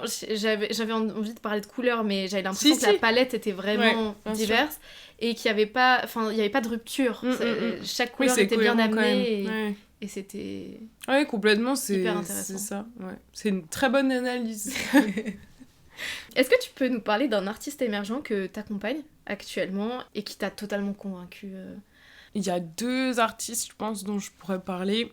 Alors après, avec tout le respect pour les autres avec qui je travaille, il n'y a pas d'histoire, je les aime tous. Franchement, il n'y a pas de sujet. Mais là, une des collaborations qui commence à durer un peu dans le temps, là, il y a Auralise, donc qui est une... Je suis trop contente que tu parles d'elle, parce que je pensais à elle, justement. Tu m'as posé la question pour que je te parle d'elle. Je savais que t'allais parler d'elle. Parce que du coup, Aura, c'est vraiment incroyable, parce que, en fait, elle c'est une jeune rappeuse franco-malgache qui vit en Suisse. En fait, moi, je l'ai découverte sur TikTok. Donc, je l'ai suivie. Plus en mode, je vais parler d'elle, quoi. Et du coup, entre-temps, j'ai développé, du coup, plus la promo, je me suis lancée à mon compte, machin, donc j'avais aussi ce truc de aller suivre, j'ai un compte pro aussi, du coup, Insta, TikTok et tout, de suivre aussi des artistes que j'aime avec mon compte pro. Et au moment où je l'ai suivie, elle me follow back, elle m'envoie un message en me disant « c'est fou, je savais pas aussi que tu faisais ça. Je cherche quelqu'un pour m'accompagner auprès des médias et tout. » Et elle était programmée sur un coplateau. Alors, pardon pour les orgas, je me souviens plus ce que c'était. Oh, t'étais avec moi, non ? Tu sais, le truc au Badaboom. Ouais. Bon, je sais plus le nom de la soirée, mais bref, c'était organisé. Et elle était programmée. Et du coup, dans l'après-midi, elle était arrivée sur Paris. On s'est fait un rendez-vous. On s'est hyper bien entendus. Je pense qu'on avait un peu la même vision des choses. Et je pense qu'elle, là, elle était dans un moment où elle commence à avoir un peu des gens qui la suivent. Il y a quelques médias qui la suivent. Tu vois, il y a une porte qui est en train de s'ouvrir qu'il faut vraiment enfoncer, quoi. Et donc, du coup, on a commencé à réfléchir ensemble pendant l'été, truc. Et en septembre, donc, elle a sorti un single qui s'appelle Nec Plus Ultra. Du coup, ça a été notre première collaboration ensemble, qui a été franchement bien reçue. C'était très cool, les retours qu'on a eus. Et ensuite, là, il y a quelques semaines, elle a sorti donc son EP qui s'appelle Au-delà. Et pareil, franchement, ça a été une super campagne. On a eu des interviews, on a eu des trucs vraiment chouettes. Et bref, là, il y a des trucs qui arrivent, voilà, je peux pas dire, mais je sais que, on va faire un bout de chemin ensemble, elle bosse aussi avec une fille qui s'appelle Eva, qui la manage, bref, il y a une petite équipe, quoi, autour d'elle, et je sais qu'elle a aussi à cœur de bosser un peu comme en famille. Et moi, c'est un fonctionnement qui me va très bien aussi. Donc, on fait étape par étape, voilà. C'est très cool. Et je sais qu'elle a totalement conscience, par exemple, du truc de... pas chaque chose en son temps, tu vois. Jusqu'au moment où peut-être il y a une fulgurance, un truc qui se passe. Mais en tout cas, voilà, elle est là, elle fait du live, elle fait des TikTok, elle fait des trucs... elle fait tout pour mettre en avant sa musique. Et nous, on continue à faire ce taf auprès des médias qui, je pense, en vrai, est assez important parce que... ça lui apporte de la crédibilité aussi, et puis ça lui permet, quand elle fait des interviews aussi, de pouvoir vraiment s'exprimer, raconter aussi sa musique, qui elle est, comment elle l'a fait et tout, c'est hyper intéressant. En plus, elle est hyper à l'aise dans cet exercice, donc c'est super agréable. Sinon, il y a aussi Akissi, qui est, on va voir, mais je pense en 2025, ça va être, je pense que ça va être vraiment quelque chose. Il y a eu 3 singles qui sont sortis là, entre septembre et maintenant. Et ça a été beaucoup de taf. Il y a eu un petit tournage le week-end dernier, Et la suite va arriver très vite aussi, mais c'est sûr que là, je pense, c'est encore un autre... elle a déjà beaucoup plus de visibilité, et puis je pense que ça va être du lourd en 2025 pour elle, mais c'est aussi hyper intéressant à bosser, parce que elle est très repérée et tout, donc il y a beaucoup de demandes entrantes, mais c'est agréable aussi. On a Ouais. réussi à avoir des trucs genre portrait rap plume. Là, aujourd'hui, il y a un post de rap plume qui est sorti avec genre les 5 artistes à découvrir les J'ai dedans. vu. Ouais. Donc c'est vraiment cool de voir qu'il y a de l'engouement Enfin, et quoi. elle le mérite de fou. Mhm. Et ça va aussi dans cette dynamique où c'est hyper important pour moi de travailler avec des artistes féminines Mhm. parce que c'est trop important pour moi. Enfin, je me vois pas du tout genre travailler avec que des artistes masculins. Et s'ils sont pas ok avec ça, et bah qu'ils aillent travailler avec quelqu'un d'autre Je te parce jure. que pour moi c'est trop important. Donc voilà. En plus, elles sont talentueuses, elles Ah, ont, bah ont oui. tout pour elles, quoi. Exactement. Donc, Et là, je vais pourquoi bosser pas. avec une artiste là à la rentrée, en qui je crois énormément aussi. Donc on va voir ce que ça va donner, mais je pense que je suis très très contente. Donc on va voir, il y a Gilo aussi. Enfin bref. En vrai, elles sont trop fortes et c'est vraiment un truc vers lequel je veux tendre aussi beaucoup de les accompagner dans leur parcours et dans leur visibilisation. Trop chouette. Quel conseil tu donnerais à un ou une jeune artiste qui débute dans le rap et qui veut, entre guillemets, percer, quoi, qui veut se faire connaître? C'est une bonne question, hein. Ben, en vrai, déjà, je pense qu'il faut se faire confiance. Genre, si... Je vois, par exemple, Aura, là, elle a vraiment ce truc où elle sait que... Enfin, elle croit en sa musique, tu vois. Elle y croit de fou. Et je pense qu'elle a raison, mais je pense que, du coup, ça transpire aussi et que... Ben, il y a un moment où, forcément, c'est aussi plus facile pour elle d'aller défendre sa musique parce qu'elle y croit. Ouais. Et c'est dur, mais il y a aussi un truc financier de... Tu vois, par exemple, si tu es en train de te lancer et tout, au lieu d'aller payer une RP ou autre, tu vois, ou des trucs Groover ou je sais pas quoi, bah, fais un bon mix, fais un bon clip. Enfin, tu vois, il y a des trucs comme ça, je pense, à penser. Genre pour vraiment se créer une vraie identité musicale. Parce qu'aujourd'hui, le truc, c'est qu'il y a tellement de choses, tellement d'artistes, tellement de choses qui se ressemblent aussi. Et je pense que, bah, enfin, tu vois, c'est intéressant ce qui se passe avec Théodora parce que finalement, ce qui fait peut-être qu'aujourd'hui elle se fait remarquer, c'est aussi qu'elle apporte des trucs nouveaux, tu vois, des nouvelles sonorités, elle l'expérimente de fou. Et je pense que même si les gens sont un peu devenus paresseux et qu'ils écoutent ce qu'on leur donne à écouter et tout, mais je pense qu'il y a quand même vraiment un monde où ils vont être interpellés par des trucs qui sortent un peu du lot, tu vois. Et malheureusement, par exemple, si on parle de rappeuse ou de rappeur, être technique ou quoi, ça suffira pas, tu vois. En fait, tu peux être 10 sur 10. Ça suffira peut-être pas. Donc, je pense que le plus important, c'est de trouver vraiment son endroit. Je pense à, tu vois, une meuf comme Timéa, que je suis depuis des années, et j'aime autant ce qu'elle fait maintenant que ce qu'elle faisait avant, mais elle a pris un vrai tournant. Je sens qu'elle est tellement plus à son endroit aujourd'hui, tu vois, et je la sens tellement plus épanouie dans la musique qu'elle propose aujourd'hui parce que je pense qu'elle a vraiment trouvé son truc. Ça se ressent de fou, que ce soit en live, genre quand elle te parle de sa musique et tout, tu le sens. Et je pense que ça, c'est vraiment le truc qui peut changer la donne, tu vois. Et il faut de la patience parce que franchement, c'est long, c'est hyper long. Genre, c'est très rare les trucs fulgurants du jour au lendemain, des gens qui sortent de nulle part. Soit c'est qu'ils sont super entourés et on s'en rend pas forcément compte, mais c'est le cas. Soit, bah, après, des fois, il se passe des trucs dans la vie qu'on peut pas maîtriser. Mais quand tu vois quand même, il y a des gars et des meufs qui sont là depuis, et c'est par exemple seulement maintenant qu'ils commencent à avoir de la reconnaissance et tout. Je pense à même des meufs comme le Juice ou, je sais pas, des Chilla, des trucs, tu vois. Et encore, elles ont tellement pas la visibilité et la reconnaissance qu'elles méritent, mais ça fait combien de temps déjà qu'elles sont là, tu vois. Et les mecs, c'est pareil, hein. Il y a des gens qui se font découvrir aujourd'hui. Mais en fait, attends, le gars croit pas qu'il vient de débarquer, hein. Ça fait 8 ans que le gars, il fait du rap, tu vois. Mais parce que, bah, il a commencé comme tout le monde, peut-être c'était pas fou, peut-être truc, et ça prend énormément de temps. Et ces gens-là, pendant des années, je pense, bah, ils ont bossé à côté, ils ont fait d'autres trucs, et puis ils ont continué, persévérer. Faut le faire avec le cœur, hein, parce que sinon, je pense, tu lâches. Mais faut pas lâcher si on y croit, tu vois. Après, bon, faut lâcher si tout le monde te dit c'est bon, c'est pas fou. Enfin, tu vois, c'est pas, je veux dire, il y a aucune obligation dans cette vie à devenir un artiste accompli. Et déjà, si t'es juste passionné et que tu le fais pas pour la gloire, tu peux aussi juste continuer à faire du son pour ton propre plaisir. Après, si tu rencontres des gens sur ton parcours qui te disent c'est bien, continue, y a un potentiel, il y a truc, bah go, tu vois. Mais je pense qu'il faut pas s'y mettre non plus à tout prix, tu vois. Bien sûr. Très bon conseil. Je sais pas. Si, moi je trouve.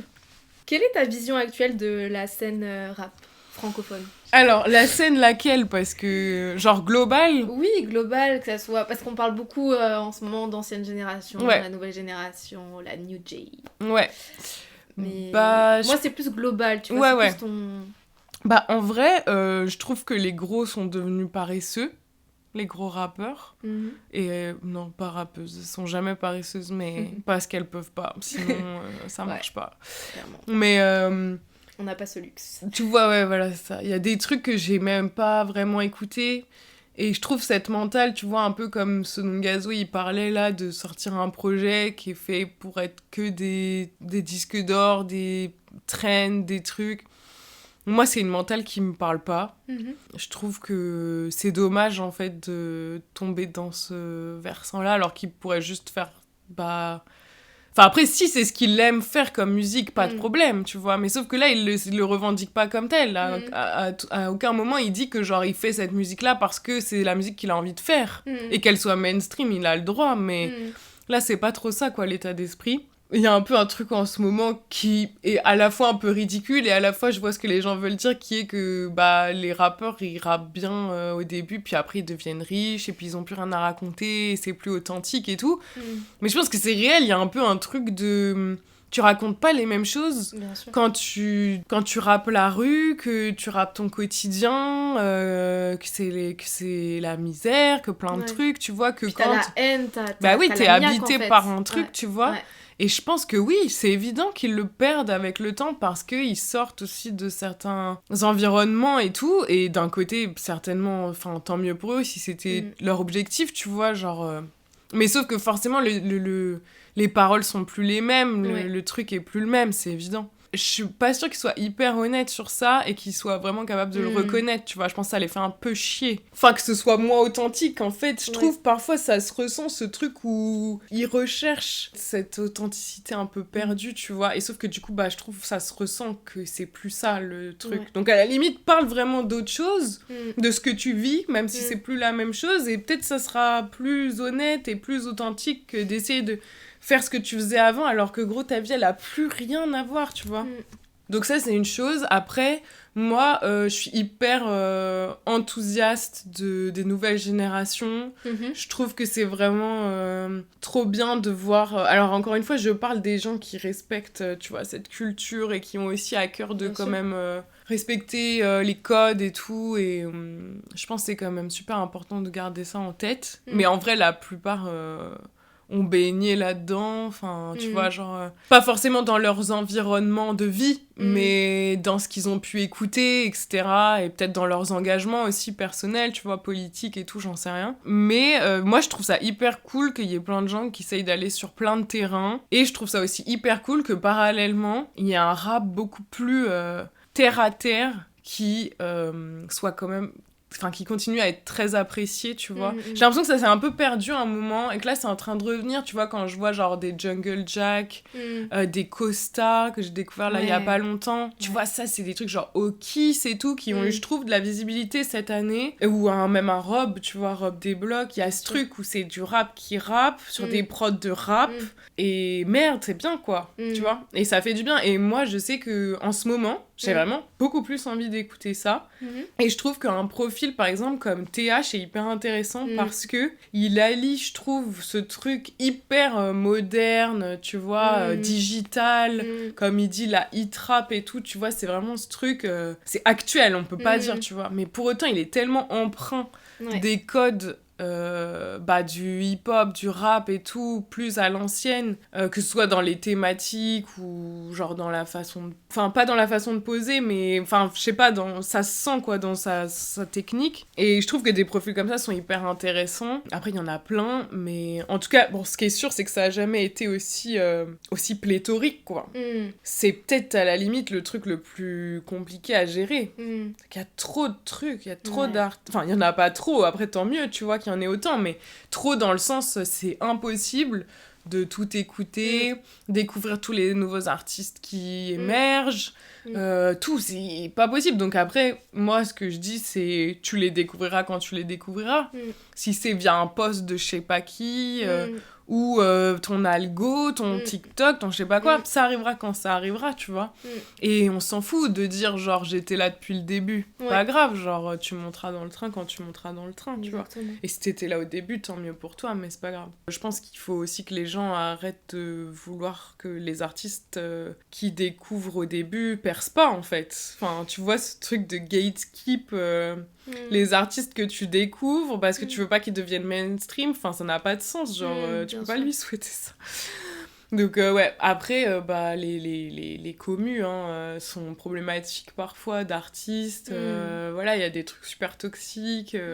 De toute façon globalement les fans, bon ça voilà, c'est tout un sujet de podcast à part entière, mais en même temps très bien, tu vois. Mais c'est vrai que je suis assez curieuse de voir, pour moi il y a toute une catégorie un peu là, tu vois, je pense genre au Yanis, Ness, Luther, tu vois, toute cette vague-là, genre déjà, j'ai l'impression que ça s'est quand même beaucoup calmé.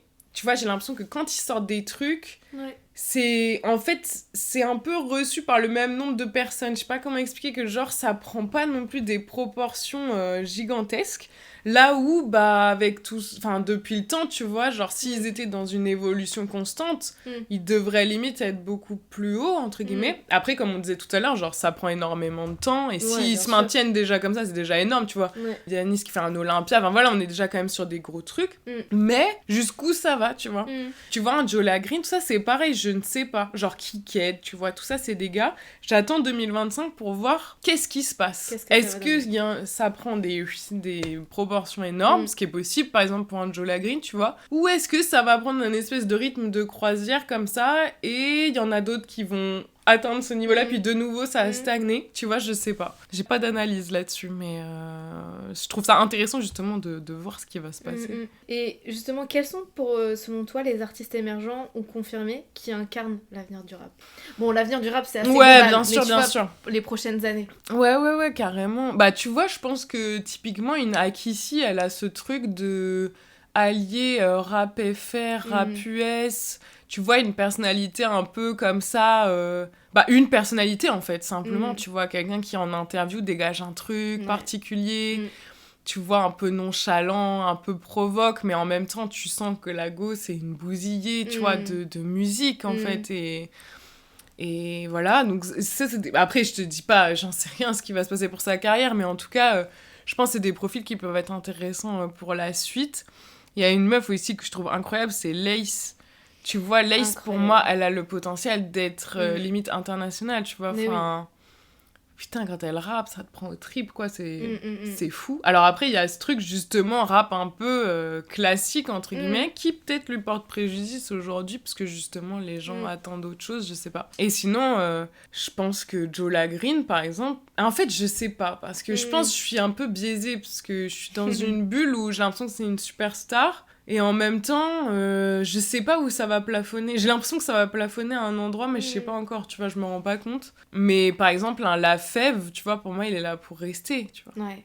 Je pense que c'est un des noms, tu vois, qui va rester. Pour moi, peut-être pas son dernier projet, mais celui d'avant, tu vois, pour moi, c'est un classique.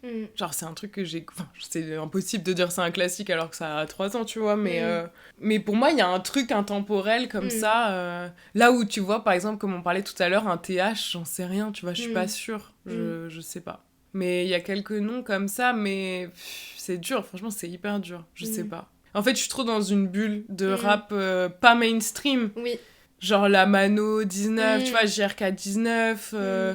Zamdan, tu vois, pour moi, c'est des gens, ça va devenir des superstars, mais en vrai, je sais pas.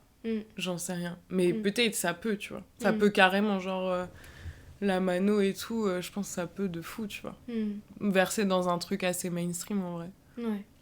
Comment tu vois la place des femmes dans le rap aujourd'hui ? Aïe. J'étais obligée de te poser la question. De quel point de vue ? Parce que tu parles pour les artistes ou pour les femmes de l'industrie ou... Eh bah, parlons des deux. Ok. Bah, pour les artistes, je pense que c'est pas facile. Je pense qu'elles doivent prouver plus que les autres. Je pense que vraiment les gens sont 1000 fois plus exigeants avec elles que... Et je dis les gens, mais c'est pas que les hommes, les femmes aussi, hein. Sont bien plus exigeants envers elles que envers les artistes masculins dont on attend vraiment peu et où on crie à la masterclass vraiment facilement. Là où, pour les artistes féminines, franchement, avant qu'on dise putain, banger, pépite et tout, il y en a des faut étapes. se taper un bad buzz sur Twitter de c'est quoi cette merde et tout. Enfin, tu vois. Bon, Ouais, voilà. Donc, franchement, force à elle. Genre, faut pas qu'elle lâche, faut vraiment y aller, mais c'est dur. Moi, ça me frustre énormément.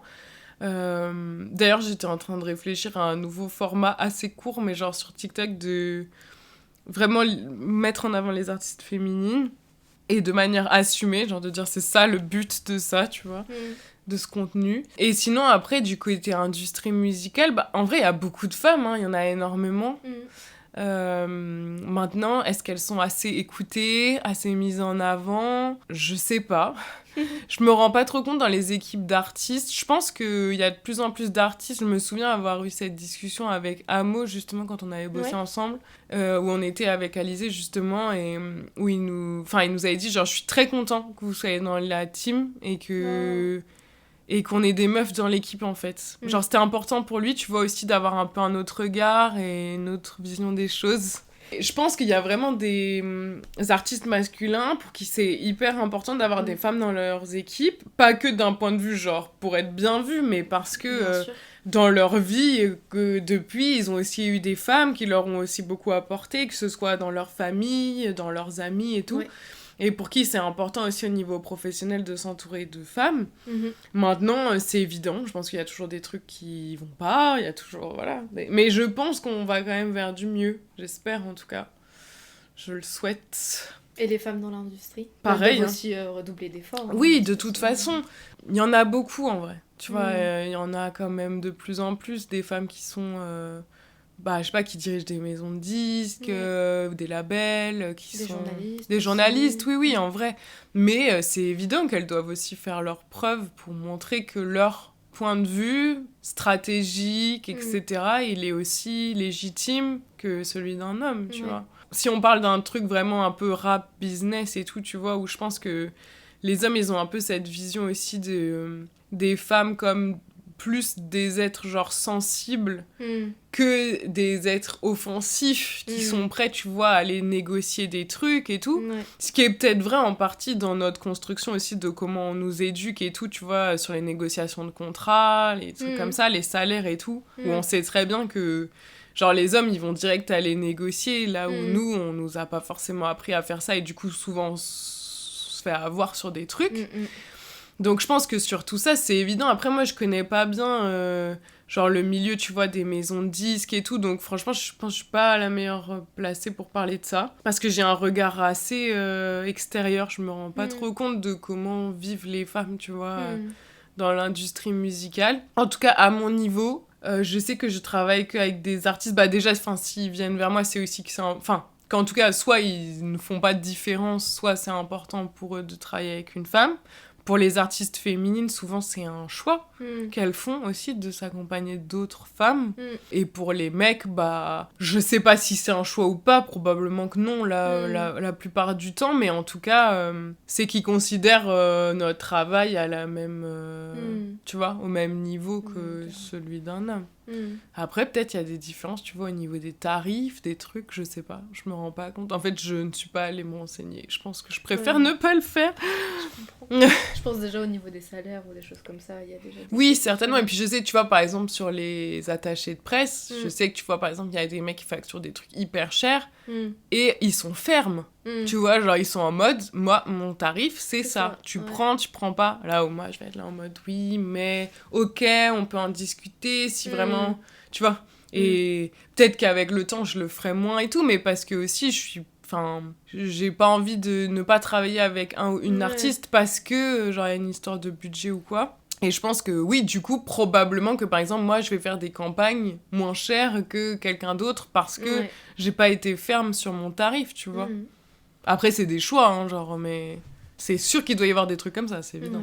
Puis bon, après, je parle pas des histoires de harcèlement et tout au travail qui, j'imagine, perdurent quoi qu'il arrive, mais Oui. voilà. En tout cas, je n'ai pas d'expérience personnelle là-dessus et je n'en ai pas raconté d'autres gens, mais j'imagine qu'il doit y en avoir. De toute façon, peu importe le domaine. Voilà, exactement. C'est pour ça, en fait, je pense pas plus dans la musique qu'ailleurs, en tout cas.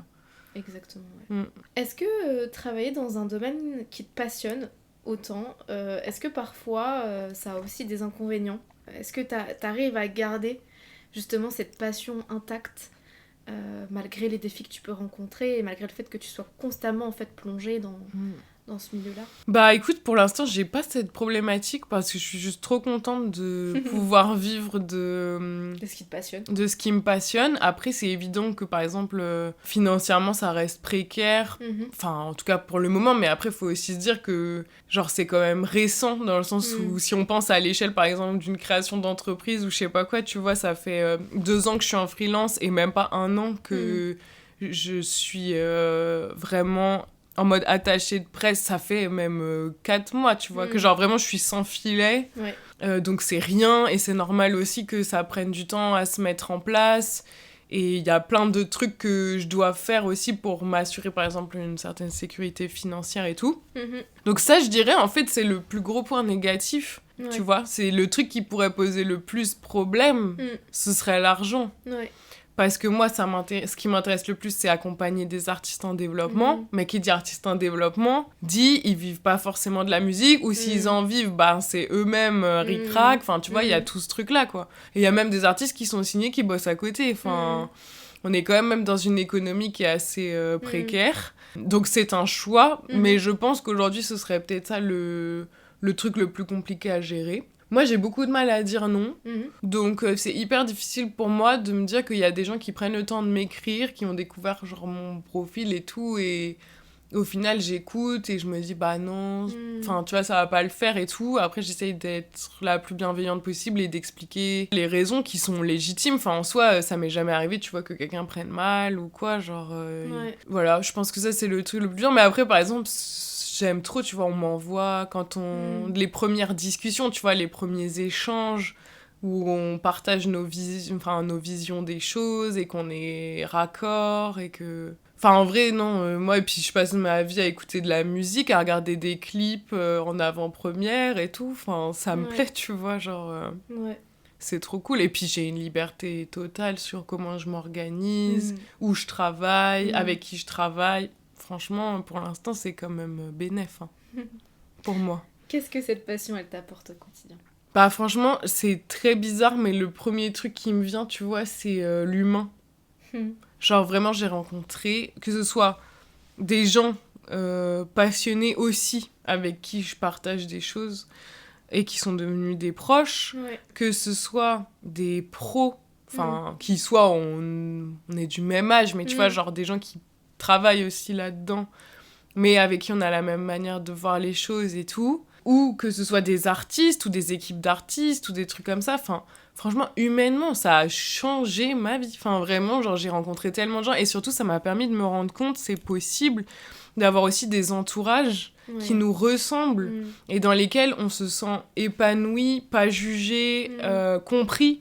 Parce que c'est vrai que quand t'es passionné d'un truc et que tu fais partie d'un milieu comme ça, parfois les gens autour ils comprennent pas forcément, tu vois. Et alors après, attention, je pense que c'est quand même hyper important d'avoir des proches qui sont pas dedans. Parce qu'il faut garder, je pense, un pied dehors. Parce que ça peut être hyper... Enfin, ça peut être un vase clos aussi, tu vois. Après, c'est une bulle, ça peut être aussi, je dirais pas dangereux, mais en tout cas, je pense qu'il faut pas s'enfermer dans quelque chose. De toute façon, globalement, pour garder son ouverture d'esprit, tu vois, genre cette curiosité, même dans la musique, tu vois, genre il faut aller écouter d'autres trucs, il faut, enfin voilà.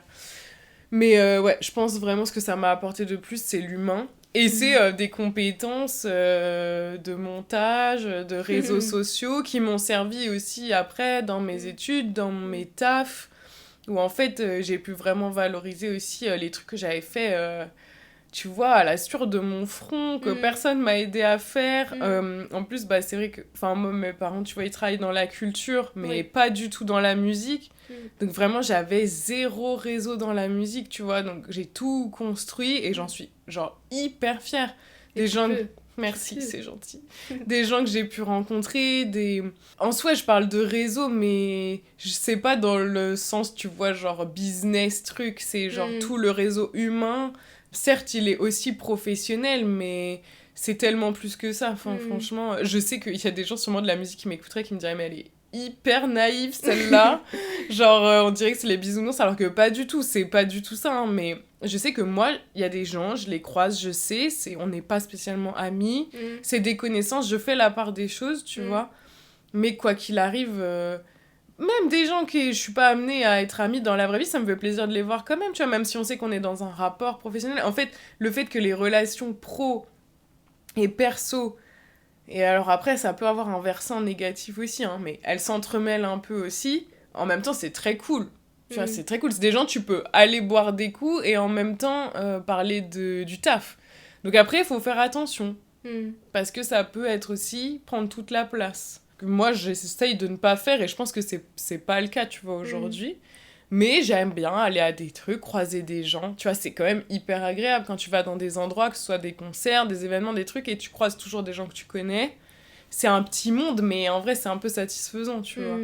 Après, faut juste pas tomber dans le truc bulle, qui peut être un peu chiant, je pense.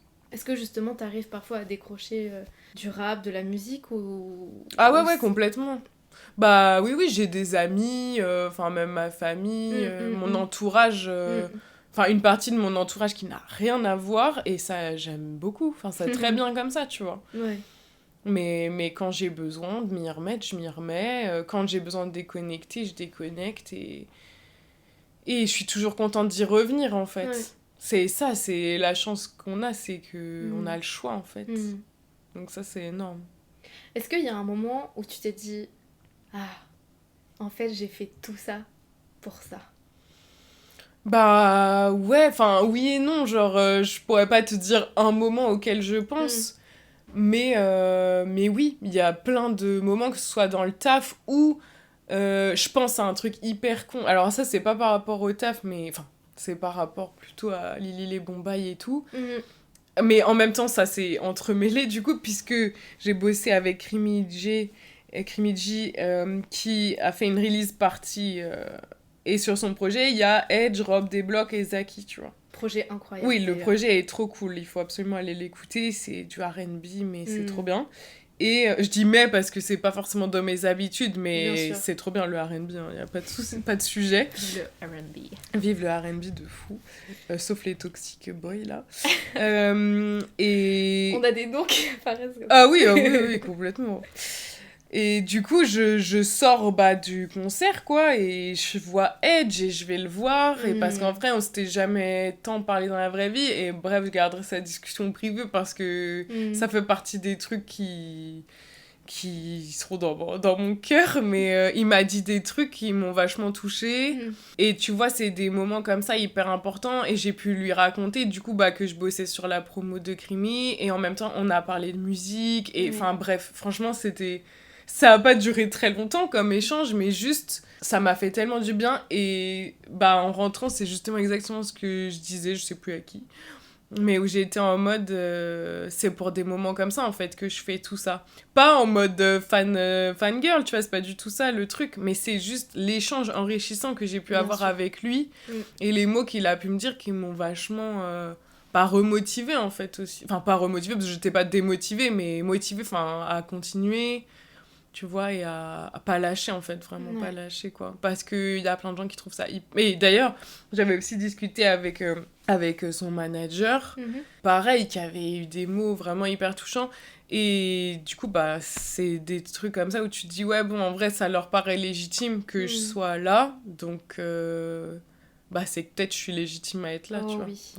Oh, que oui. Oui, mais c'est vrai que c'est... Enfin... Déjà, moi, c'est un truc que je me dis pas moi-même. Donc, c'est vrai que s'il y a personne qui te le dit ni quoi, en fait, tu avances sans forcément te poser la question. Mais c'est vrai que ça fait du bien de l'entendre aussi, tu vois. Et que ça paraisse tellement évident aux yeux de certaines personnes que tu estimes et dont tu estimes le travail et la place dans le milieu, etc. Et tout, c'est que tu te dis, bon, ok, ça a quand même du sens, tout ça, tu vois. Je comprends. Qu'est-ce qui te touche chez les artistes ? Eux, hein. Je crois qu'il y a un truc, encore une fois, c'est l'humain. Hein. Je crois que quand on va voir Bakary à la boule noire et que le mec, tu sens qu'il est lui-même au moment où il réalise où il est, ce qu'il est en train de faire, et tu te dis, mais comment ne pas chialer, en fait? Enfin, tu vois, genre, c'est trop fort ce qui se passe. Et cet échange entre les artistes, leur public, ce qu'ils nous transmettent, en vrai, c'est hyper intime, tu vois. C'est hyper personnel. Même quand c'est de la musique qui est pas forcément mélancolique, triste, introspective, tu vois. Même quand c'est des trucs hyper engagés, mais au final, c'est leur vécu, c'est leurs histoires. Et elles sont politiques en tant que telles, leurs existences, tu vois. Et moi, ça, c'est un truc qui me bouleverse. Et je pense que ça fait vraiment... Et c'est aussi pour ça, je pense que j'aime le live, c'est qu'il se passe vraiment un truc en concert aussi qui dépasse le son que t'écoutes sur les plateformes, qui est bien mixé, bien retravaillé, bien un truc où là, il y a quelque chose d'hyper brut qui nous donne et que je trouve hyper fort. Donc, ce qui me touche en vrai, c'est ça, c'est toutes les histoires de ces gens qui nous racontent. Et qui sont des humains derrière, avec des histoires souvent, quoi qu'il arrive, intéressantes à écouter, touchantes. Et je crois que, tu vois, par exemple, il y a pas longtemps, je me disais, pourquoi Ness, ça me touche... Enfin, genre, je me prends moins ces trucs qu'avant et tout, c'est parce que je crois qu'il a un peu atteint la limite de... On sait pas qui il est, on sait pas... Enfin, tu vois, à la limite, il y a des morceaux sur son dernier projet où il a un peu plus... parler de lui. Oui, et j'ai préféré... Et au final, ça m'a un peu plus tu vois. Touché, ouais. Parce que sinon, en fait, je trouve que t'es là, oui, t'es technique, tes trucs, mais en vrai, t'es qui, enfin, tu vois. Non, mais c'est vrai. Et alors après, peut-être il y a des gens qui vivent pas du tout la musique comme moi, c'est vraiment un truc hyper personnel. Mais moi, je pense que ce qui me touche... Et tu vois, par exemple, un Joe Green, en soi, dans genre la façon de poser, les prods et tout, on n'est pas du tout sur quelque chose de émotionnel. Mais moi, les premières fois où j'ai écouté, je me suis dit, putain, mais ce mec, c'est quoi, genre... Et quand même, dans ce qu'il raconte et tout, tu vois, c'est... Ça te prend quand même. Donc, ouais. J'ai l'impression qu'au final, on en revient toujours un peu au même truc, mais en même temps, c'est un peu l'histoire de ma vie. Donc... Si tu pouvais choisir un artiste avec qui collaborer, justement, sur l'accompagnement... Oh, waouh. Je me suis jamais posé cette question, je crois.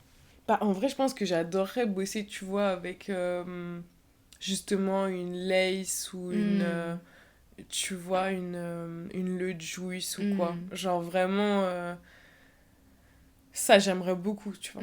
Et après, sinon, du coup, plus dans les artistes en développement... Peut-être ça arrivera un jour. Parfois, on n'est pas si loin, mais tu vois, avec Léo, SVR par exemple...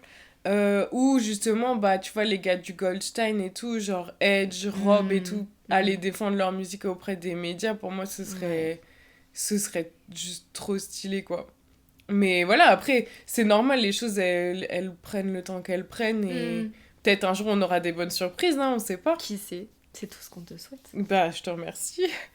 Est-ce que tu pourrais partager avec nous certains de tes prochains objectifs ? Peut-être pour l'année 2025 ou pour un futur proche. Ouais, bah en vrai, continuer comme ça.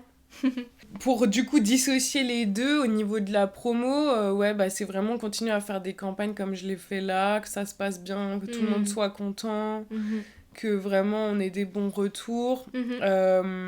Travailler avec des nouveaux artistes que j'aime, en qui je crois, avec qui faire des teams, enfin des équipes soudées et voilà, qui croient au projet. Et après, au niveau de la création de contenu, bah là, en vrai, j'aimerais bien... Enfin, j'ai plusieurs idées de contenu. Déjà, j'aimerais bien reprendre plus les vidéos sur YouTube, reprendre certains formats que j'ai un peu délaissés. J'aimerais bien aussi commencer un format un peu d'interview, mais assez court, tu vois. Enfin, pas des longues interviews, genre, c'est pas du tout ça, plus format réseaux sociaux, tu vois. Mais bon, tout ça, voilà, c'est des trucs qu'on verra. Et sinon, bah, continuer la découverte d'artistes. En vrai, là, je suis un peu sur je sais pas, une lancée. Je pense qu'il faut surtout que je continue comme ça, tu vois. Ouais. Garder un rythme et le faire toujours avec le cœur et que les gens, ils le ressentent. Je pense que le jour où je serais lassée de faire ça, ou genre c'est la corvée, tu vois, Ouais. c'est que faudra arrêter. Ouais. Et peut-être ça arrivera, hein, mais en tout cas, c'est pas le cas pour l'instant. Mais du coup, l'objectif, c'est surtout ça, tu vois. De continuer à sentir que je le fais pour les bonnes raisons, et pas genre parce que je me sens obligée, parce que j'aurais l'impression de faire un manquement envers moi-même, ou quoi, tu vois. Continuer à faire comme je le sens. Ok. C'est déjà pas mal. Oui. C'est déjà beaucoup. C'est déjà beaucoup, oui, effectivement. Quels sont les grands enseignements que cette passion t'a apporté dans la vie ? La persévérance, peut-être ? Ouais, en tout cas, c'est sûr que la patience. La patience, parce qu'il faut pas être... Enfin, encore une fois, c'est ce que je disais juste avant, mais faire les choses pour les bonnes raisons. Tu vois, moi, je me sens très en phase avec la façon dont je fais les choses en termes d'éthique, tu vois. Et je sais que c'est aussi pour ça que ça prend beaucoup plus de temps. Je veux dire, si demain je décidais de faire des vidéos rap sur les artistes mainstream, c'est évident que j'aurais beaucoup plus de visibilité. Ouais. Tu vois, enfin... Mais en fait, ça ne m'intéresse pas. Et ce n'est pas pour ça que je fais ça. Donc en fait, ça m'a appris ce truc, de genre, faut être humble. Vraiment, faut faire les choses pour les bonnes raisons. Et ça finira toujours par t'apporter des choses. Moi, aujourd'hui, je sais que ça m'a apporté des choses qui sont pas palpables.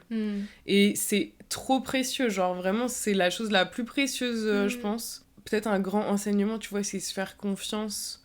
Aussi, genre, quand on a une bonne intuition sur un truc, de le faire. De pas avoir peur de se casser la tronche. Et tu vois, de pas avoir honte d'essayer. Tu vois, moi, des fois, je revois des vidéos, des trucs, je me dis, c'est nul. Enfin, c'est pas une histoire de c'est nul, non, justement, je me dis pas ça, tu vois. Mais je me dis, bah oui, le montage, il est pas fou. Mais bon, j'avais envie d'en parler, je l'ai fait. Et je crois que personne pourra te reprocher ça, tu vois. Et si les gens le font, c'est qu'ils sont vraiment très bêtes. Parce que eux, ils le font pas, en fait. Bah oui. Voilà, donc je pense que ça, c'est vraiment les trucs principaux, quoi. Encore l'humain, hein. Bah ouais, de fou, hein. De toute façon, je crois qu'on a compris que c'était un peu au cœur de tout pour ma part. Ouais. C'est beau, je trouve. C'est gentil. Quels sont les titres qui tournent en boucle dans ta playlist en ce moment ? En ce moment, il y a le nouveau morceau de Kiked et Giacomo qui s'appelle Aîné, que j'aime beaucoup, la prod est ouf. Il y a le nouveau morceau de Osso qui s'appelle Lunatic, que j'aime beaucoup. Ah bah, il dure 2 minutes, donc voilà. Mais ouais. Incroyable. Écoute Pona Nini sur la tape de Tiakola, de Genesio, et je sais plus, il y a un troisième artiste, je sais plus qui c'est, pardon. J'écoute beaucoup la BDLM tape, en fait, de Tiako. Vraiment, je l'écoute énormément. Et Jen, qui est quelqu'un que j'écoute globalement beaucoup, toute sa discographie. C'est vraiment genre l'artiste où je lance la page artiste, tu vois, et j'écoute tout. Mais là, il a sorti 2 nouveaux morceaux, donc Drunk et Je déteste la musique, qui sont mais d'une intelligence folle. Les clips sont magnifiques et vraiment, enfin, c'est trop fort, c'est décalé, en même temps hyper sincère et sensible. Enfin, franchement, c'est trop fort. D'ailleurs, mon ordi m'a lâché après que j'ai regardé le clip de Drunk, donc je sais pas si c'est lié, mais en tout cas... C'était trop fort. C'est trop. Trop d'émotions. Et les artistes à suivre, selon toi, en 2025 ? Bah du coup, Jen, j'ai l'impression qu'il est en train de préparer des trucs, là. Donc voilà. Il y a Léo SVR aussi qui a sorti quelques morceaux, là, récemment. Et j'ai vu qu'il avait dit qu'il allait sortir sa tape en janvier, je crois. Ouais, c'est ça. Je pense que Jungle Jack va faire aussi un très très beau run, parce que là déjà il y a un projet commun qui sort avec Jean Jass en mars, donc tu vois déjà ça a pas mal lancé l'année. Et sinon, en vrai très curieuse du coup de voir des gars comme TH, avec quoi ils vont revenir et est-ce qu'ils vont réussir à se renouveler. Mais en tout cas c'est sûr que tu vois, genre je vais écouter dès qu'il sortira des trucs. Et niveau meuf, du coup, Akissi, Osso, pareil, Osso de fou. Je pense qu'il faut la garder à l'œil et qu'elle nous prépare aussi. Il y a une meuf que j'aime bien aussi qui s'appelle Jane et les autres. C'est sûr que j'oublie plein de gens, mais c'est les noms qui me viennent là. Et puis du coup, Edge, il va faire son Trianon aussi, donc j'imagine il y a un projet aussi qui est dans les tuyaux. Après, il va sûrement y avoir des grosses surprises, comme toujours, mais les artistes sur qui garder un œil... surprise. Ah oui, surprise. Surprise, qui va faire une boule noire aussi, il faut absolument que je prenne une place. Et ouais, genre Mandy Spy, tu vois, des meufs comme ça qui, je pense, vont... Puis pareil, genre Case de Prodigy, ça fait longtemps qu'elle a rien sorti, enfin longtemps. Et bah, je pense qu'elle va aussi être là en 2025 et qu'elle va prendre aussi de la place de plus en plus. Donc, à voir ce que ça va donner. Trop bien. Ça en fait des artistes à écouter. Oui, non, mais grave. Mais encore, je sais que là, je vais m'en vouloir, je vais me dire, j'oublie plein de gens, bref.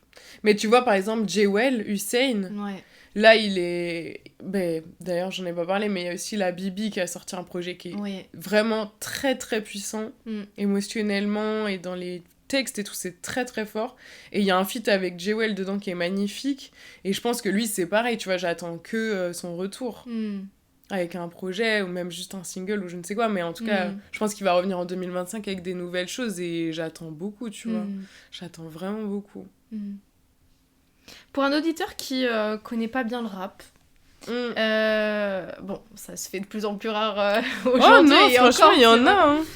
Quels seraient les premiers artistes ou albums que tu conseillerais d'écouter pour qu'ils puissent s'immerger totalement dans cette culture ?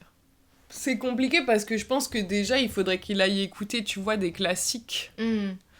Je pense qu'il faudrait qu'il se fasse un petit panel de découvertes pour savoir un peu ce qu'il aime là-dedans et du coup pour lui conseiller derrière de s'orienter plus vers tel ou tel style. Mais en fait le truc c'est que là moi les artistes que j'écoute depuis quelques années ils sont quand même assez hybrides. Du coup je me dis c'est pas facile de... Mais tu vois c'est très bizarre mais je pense par exemple un Costa. Tu vois le projet qu'il a sorti, je pense qu'il pose clairement les bases. Parce que niveau des engagements, si t'es pas raccord, tu vas tout de suite te dire ok, cette musique c'est pas pour moi, tu vois, genre j'ai rien à foutre là. Important. T'as rien à foutre là, c'est vrai. Donc c'est important de le savoir tout de suite, tu vois. Je pense qu'au niveau de la technique, il utilise, tu vois, il est en place. Il maîtrise. On voit que le gars c'est un bousillé de trucs. Les feats sont quand même assez divers, tu vois, genre ça peut permettre quand même de découvrir d'autres artistes qui sont à la fois un peu dans la même veine et à la fois quand même des artistes qui sont pas forcément là depuis hyper longtemps. Donc je pense que ça par exemple c'est un projet, c'est du rap. On peut pas dire c'est pas du rap, c'est du rap, mais c'est du rap quand même d'aujourd'hui qui quand même continue à porter les valeurs du hip-hop. Au niveau des prods et tout, tu vois. Franchement, c'est très étonnant parce que vraiment, c'est un projet récent et tout, et je sais pas comment il va vieillir, mais vraiment, c'est celui qui me vient, tu vois. Intéressant. Après, c'est sûr, on pourrait recommander, je sais pas, va écouter genre du Jossman, des trucs, mais genre toute sa discographie, tu vois. Comme ça, tu peux voir comment c'était au début, comment c'est maintenant. Moi, j'écoute plus du tout, mais en vrai, c'est quand même... qualitatif, tu vois, comme musique. En vrai, il y en a trop. Il y a trop de trucs. Moi, je saurais pas, hein, si quelqu'un me demandait ça, je lui dirais, je sais pas. Mets ma playlist en aléatoire et puis tu verras ce qui te plaît ou pas. Parce que franchement, c'est trop dur. Hein. Mais c'est trop chouette, je trouve, parce que aujourd'hui, il y a tellement de choses variées dans le rap. C'est ça, je pense qu'il y en a pour tout le monde. Alors après, c'est aussi un peu, ce qu'on disait tout à l'heure, genre, ça ramène aussi pas toujours les bonnes personnes. Et... Oui, bien sûr. Mais en même temps... Je trouve que c'est bien aussi que ça ouvre un peu pour tout le monde, tu vois, genre sur d'autres univers. Enfin, c'est bien, en vrai, c'est hyper enrichissant qu'on se nourrisse des cultures aussi des uns et des autres. Et à partir du moment où on se respecte, je pense à Sto. Incroyable. Mais voilà, Sto, c'est controversé aussi parce que, niveau des prods, c'est très très loin, tu vois, genre de ce qui a pu se faire. Et lui, il fait le pari risqué, tu vois, de mélanger des communautés rap et tech qui se sont beaucoup tirées dessus. Alors qu'à la base, c'est quand même deux contre-cultures qui finalement ne sont pas si éloignées, tu vois, sur certains plans. Et après, je crois pas du tout qu'il se fasse le porte-parole de ça, mais en tout cas, je trouve son cas, il est intéressant parce qu'au niveau du flow, c'est complètement du rap. Tu vois, on peut pas dire qu'il rappe pas. Non. Mais en même temps, est-ce que sa musique, c'est du rap ? Pas sûr, tu vois. Mais c'est, je trouve, intéressant. Et c'est les débats qu'il y avait aussi sur le grunt et tout, festival, tu vois, c'est... Et je me souviens d'un truc que Jean Morel, il avait dit dans un podcast, par rapport à ça, où il avait dit, mais moi, je suis très content que les gens réagissent. Et même s'ils sont pas contents, je suis content parce qu'au moins, il se passe un truc. Et il avait dit, au moins, dans notre festival, il se passe un truc. Et les gens, ils entendent d'autres choses, ils découvrent d'autres choses, et au moins, ça les... Tu vois ? Ça les fait réagir. Il se passe un truc. Parce que ça remet aussi au cœur, justement, cette question de... L'identité du rap. Exactement. C'est hyper important. Et je pense que lui, il est totalement OK avec ça, par exemple, tu vois. De discuter de tout ça, c'est, je pense, hyper sain, et voilà. Qu'est-ce que tu dirais à une personne qui hésite à se lancer dans un domaine qui le ou la passionne comme toi avec le rap ? Bah, faut le faire, hein. Bah, en fait, j'ai envie de te dire, essaye. Si au final, tu gagnes pas assez de sous, t'arrives pas à payer ton loyer, bah, tu retourneras faire autre chose. Mais c'est trop dommage de pas essayer. Parce que c'est certainement passer quand même à côté d'un truc peut-être enrichissant, peut-être pas, mais je trouve ça dommage de pas essayer. Après, c'est peut-être un point de vue un peu de privilégié. Il y a peut-être des gens, tu vois, enfin, j'ai pas envie de véhiculer un truc, si tu veux, tu peux, hein, vraiment pas. Je sais qu'il y a des gens... Enfin, c'est pas du tout ma mentale. Mais si t'as la possibilité d'essayer, si t'es en train de te poser la question, parce que t'as la possibilité de le faire, franchement, faut essayer. Et après, je comprends aussi de fou... Enfin, en fait, pour moi, j'ai deux visions du truc. Soit t'essayes...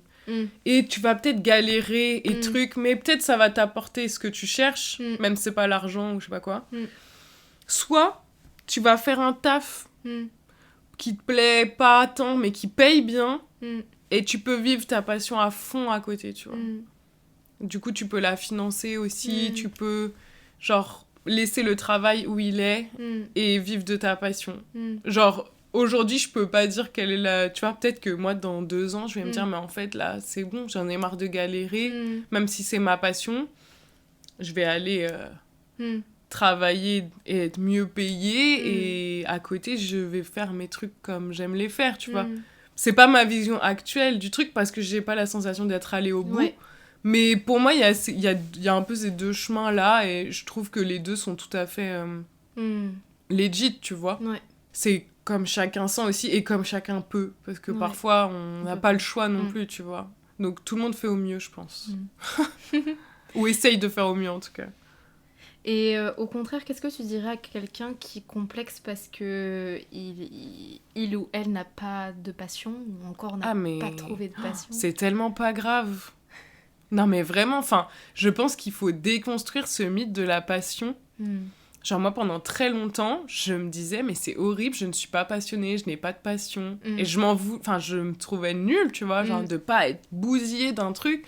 Parce qu'en plus, je voyais mes parents qui faisaient des métiers passion, qui étaient là à se lever tous les jours par passion. Parce qu'ils auraient pas fait les tafs qu'ils ont fait s'ils étaient pas passionnés, tu vois. Et je me disais, mais moi, j'ai pas ça, tu vois. Alors, j'aimais des choses. J'aimais la musique, j'aimais la danse, j'aimais, tu vois. Mais j'étais pas passionnée, tu vois. J'étais pas passionnée par le cinéma, j'étais pas passionnée... Et en fait, parce que déjà, j'avais pas encore trouvé mon truc, mais j'ai surtout appris avec le temps que tu peux vivre très bien sans passion. Tu peux aimer plein de choses et ne pas être passionné, et c'est absolument pas grave. Enfin, je pense qu'il y a zéro culpabilité à avoir ou sentiment de complexe à ne pas avoir de passion. Hein. Déjà, c'est un truc qui peut venir sur le tard, et en plus, on s'en fout. On s'en fout, ça veut pas dire que t'es pas quelqu'un de passionné par ailleurs dans la vie, enfin, tu vois. Ça veut pas dire qu'il y a pas... Peut-être parfois, il y a des gens, ils aiment tellement plein de trucs que justement, ils ont pas une seule passion parce qu'ils aiment plein de trucs, tu vois. Et même au niveau de la musique, par exemple, tu vois, il y a des gens, ils peuvent pas te dire « Ah, moi, mon genre préféré... » Parce que juste, ils aiment la musique. Mais pour autant, peut-être, ils sont pas passionnés de musique. Juste, ils aiment écouter, découvrir.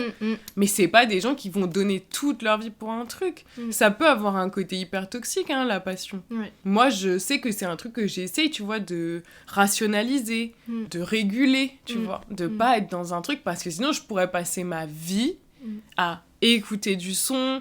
aller en concert, rentrer tard, mal dormir... Enfin, tu vois, franchement, la passion, ça peut être hyper nocif. Hein. Mais c'est pour ça, je pense, faut pas se mettre un truc là-dessus. Hein. Vraiment pas. Et s'il y en a une, tant mieux, mais il faut aussi faire attention. Est-ce qu'il y a une question que t'aurais aimé que je te pose ce soir et à laquelle t'aurais aimé répondre? Bah, en vrai, je pense qu'on a pas mal fait le tour. Hein. Mais est-ce que moi, je peux te poser une question? Oui. Parce que toi, c'est qui les artistes que tu penses qu'on devrait suivre en 2025? Ah, très bonne question. C'est très perso. Ouais. Mais moi, j'ai été très déçue d'artistes masculins. Ouais, je comprends. You know why? Et ça m'a donné encore plus l'envie d'écouter des femmes. Ouais. D'être curieuse, d'aller... de m'ouvrir. Et moi, en plus, qui me considère comme féministe, qui essaye d'être vraiment engagée pour cette cause, parce que c'est avant tout une question de survie aussi Bien dans sûr. cette société. Je me suis rendu compte que j'écoutais pas tant de femmes que ça, même si Aya reste. Oui, mais c'est pas facile parce qu'on nous les donne pas à écouter comme on nous donne à écouter les hommes. Donc forcément, ça demande, comme tu le dis, je pense, c'est une démarche à faire. Ouais, exactement. Et il y a pas mal d'artistes qui m'ont vraiment bluffé cette année. Il y a Ruti. Ouais, Ruti, ouais. Ruti, à chaque fois j'ai... Incroyable. C'est vraiment une graine de star, celle-ci. Ruti. Osso, que j'ai redécouvert parce que je l'avais déjà écouté sur le projet d'Astro Boy. Ouais. Et trop drôle parce que j'avais fait... Enfin, Osso, c'est sur le deuxième, mais moi, sur le premier, j'avais fait oui. d'Elena, le personnage féminin. Et le fait de l'avoir revue sur scène, en plus, j'étais avec toi et je me dis, mais attends, mais je la connais. Mais et toi, tu me regardes, tu fais, bah oui, elle était sur le projet d'Astro et tout. Bien sûr que tu la connais. Et là, je me suis vraiment pris ces derniers sons.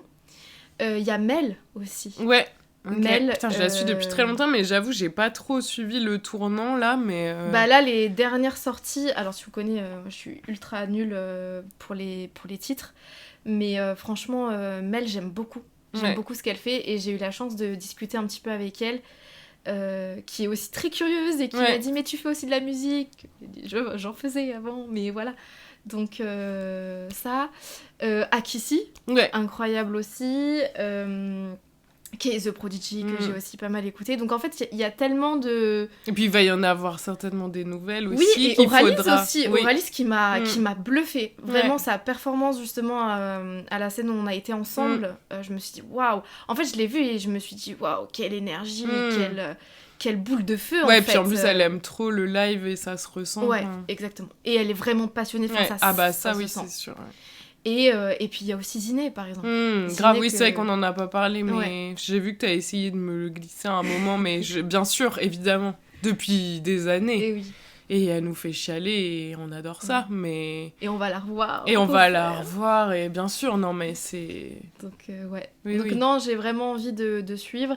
Et puis, bah, pour te rejoindre, honnêtement, Edge, j'ai vraiment hâte de le revoir. Et pour tout te dire, j'ai mis ce week-end en playlist aléatoire son profil.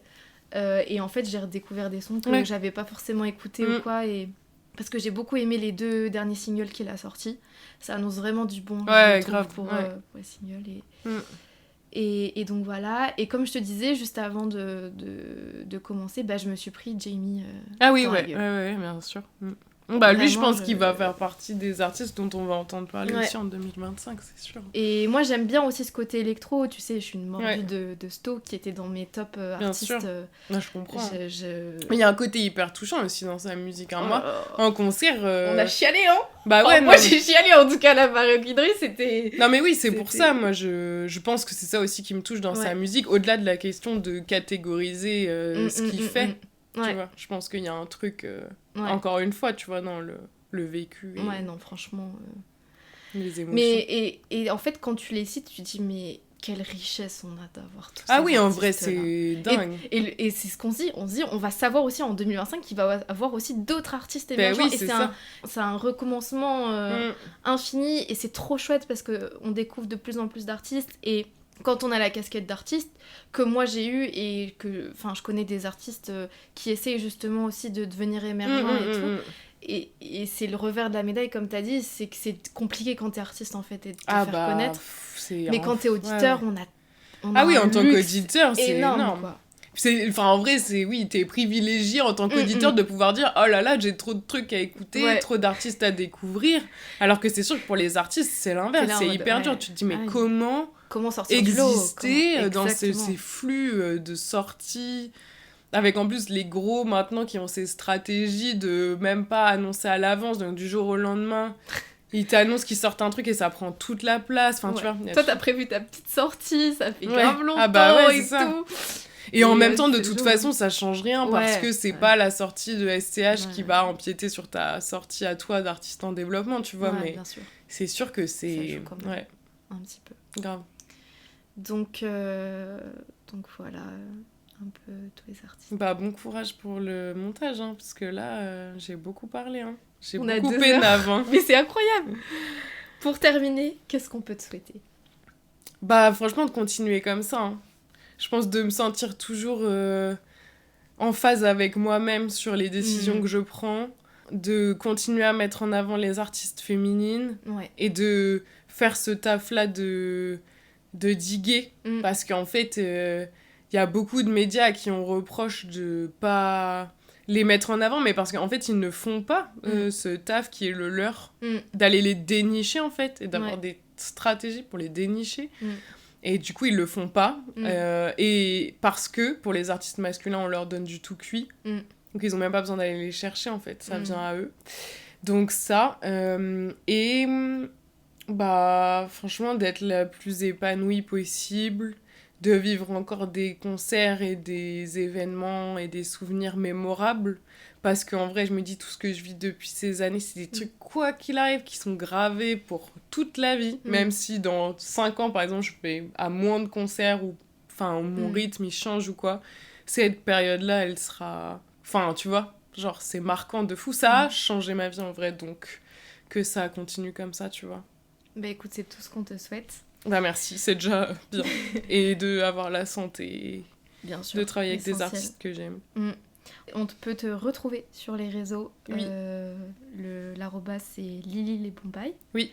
T'as aussi du coup une chaîne YouTube où tu poses du contenu un peu plus long. Ouais, donc, là, il n'y a plus grand-chose depuis un moment, mais peut-être en 2021 qu'il y aura du nouveau, écoute, j'espère. J'espère aussi. Et merci beaucoup pour cette conversation... tellement merci à toi. Je suis désolée, j'ai trop parlé. Mais ne t'excuse pas, moi je suis ravie, c'était incroyable. Merci à toi pour la confiance et pour les questions pertinentes qui, j'espère, sont intéressantes à écouter. Avec grand plaisir, en tout cas, moi j'ai pris énormément de plaisir à le faire, donc merci. Merci.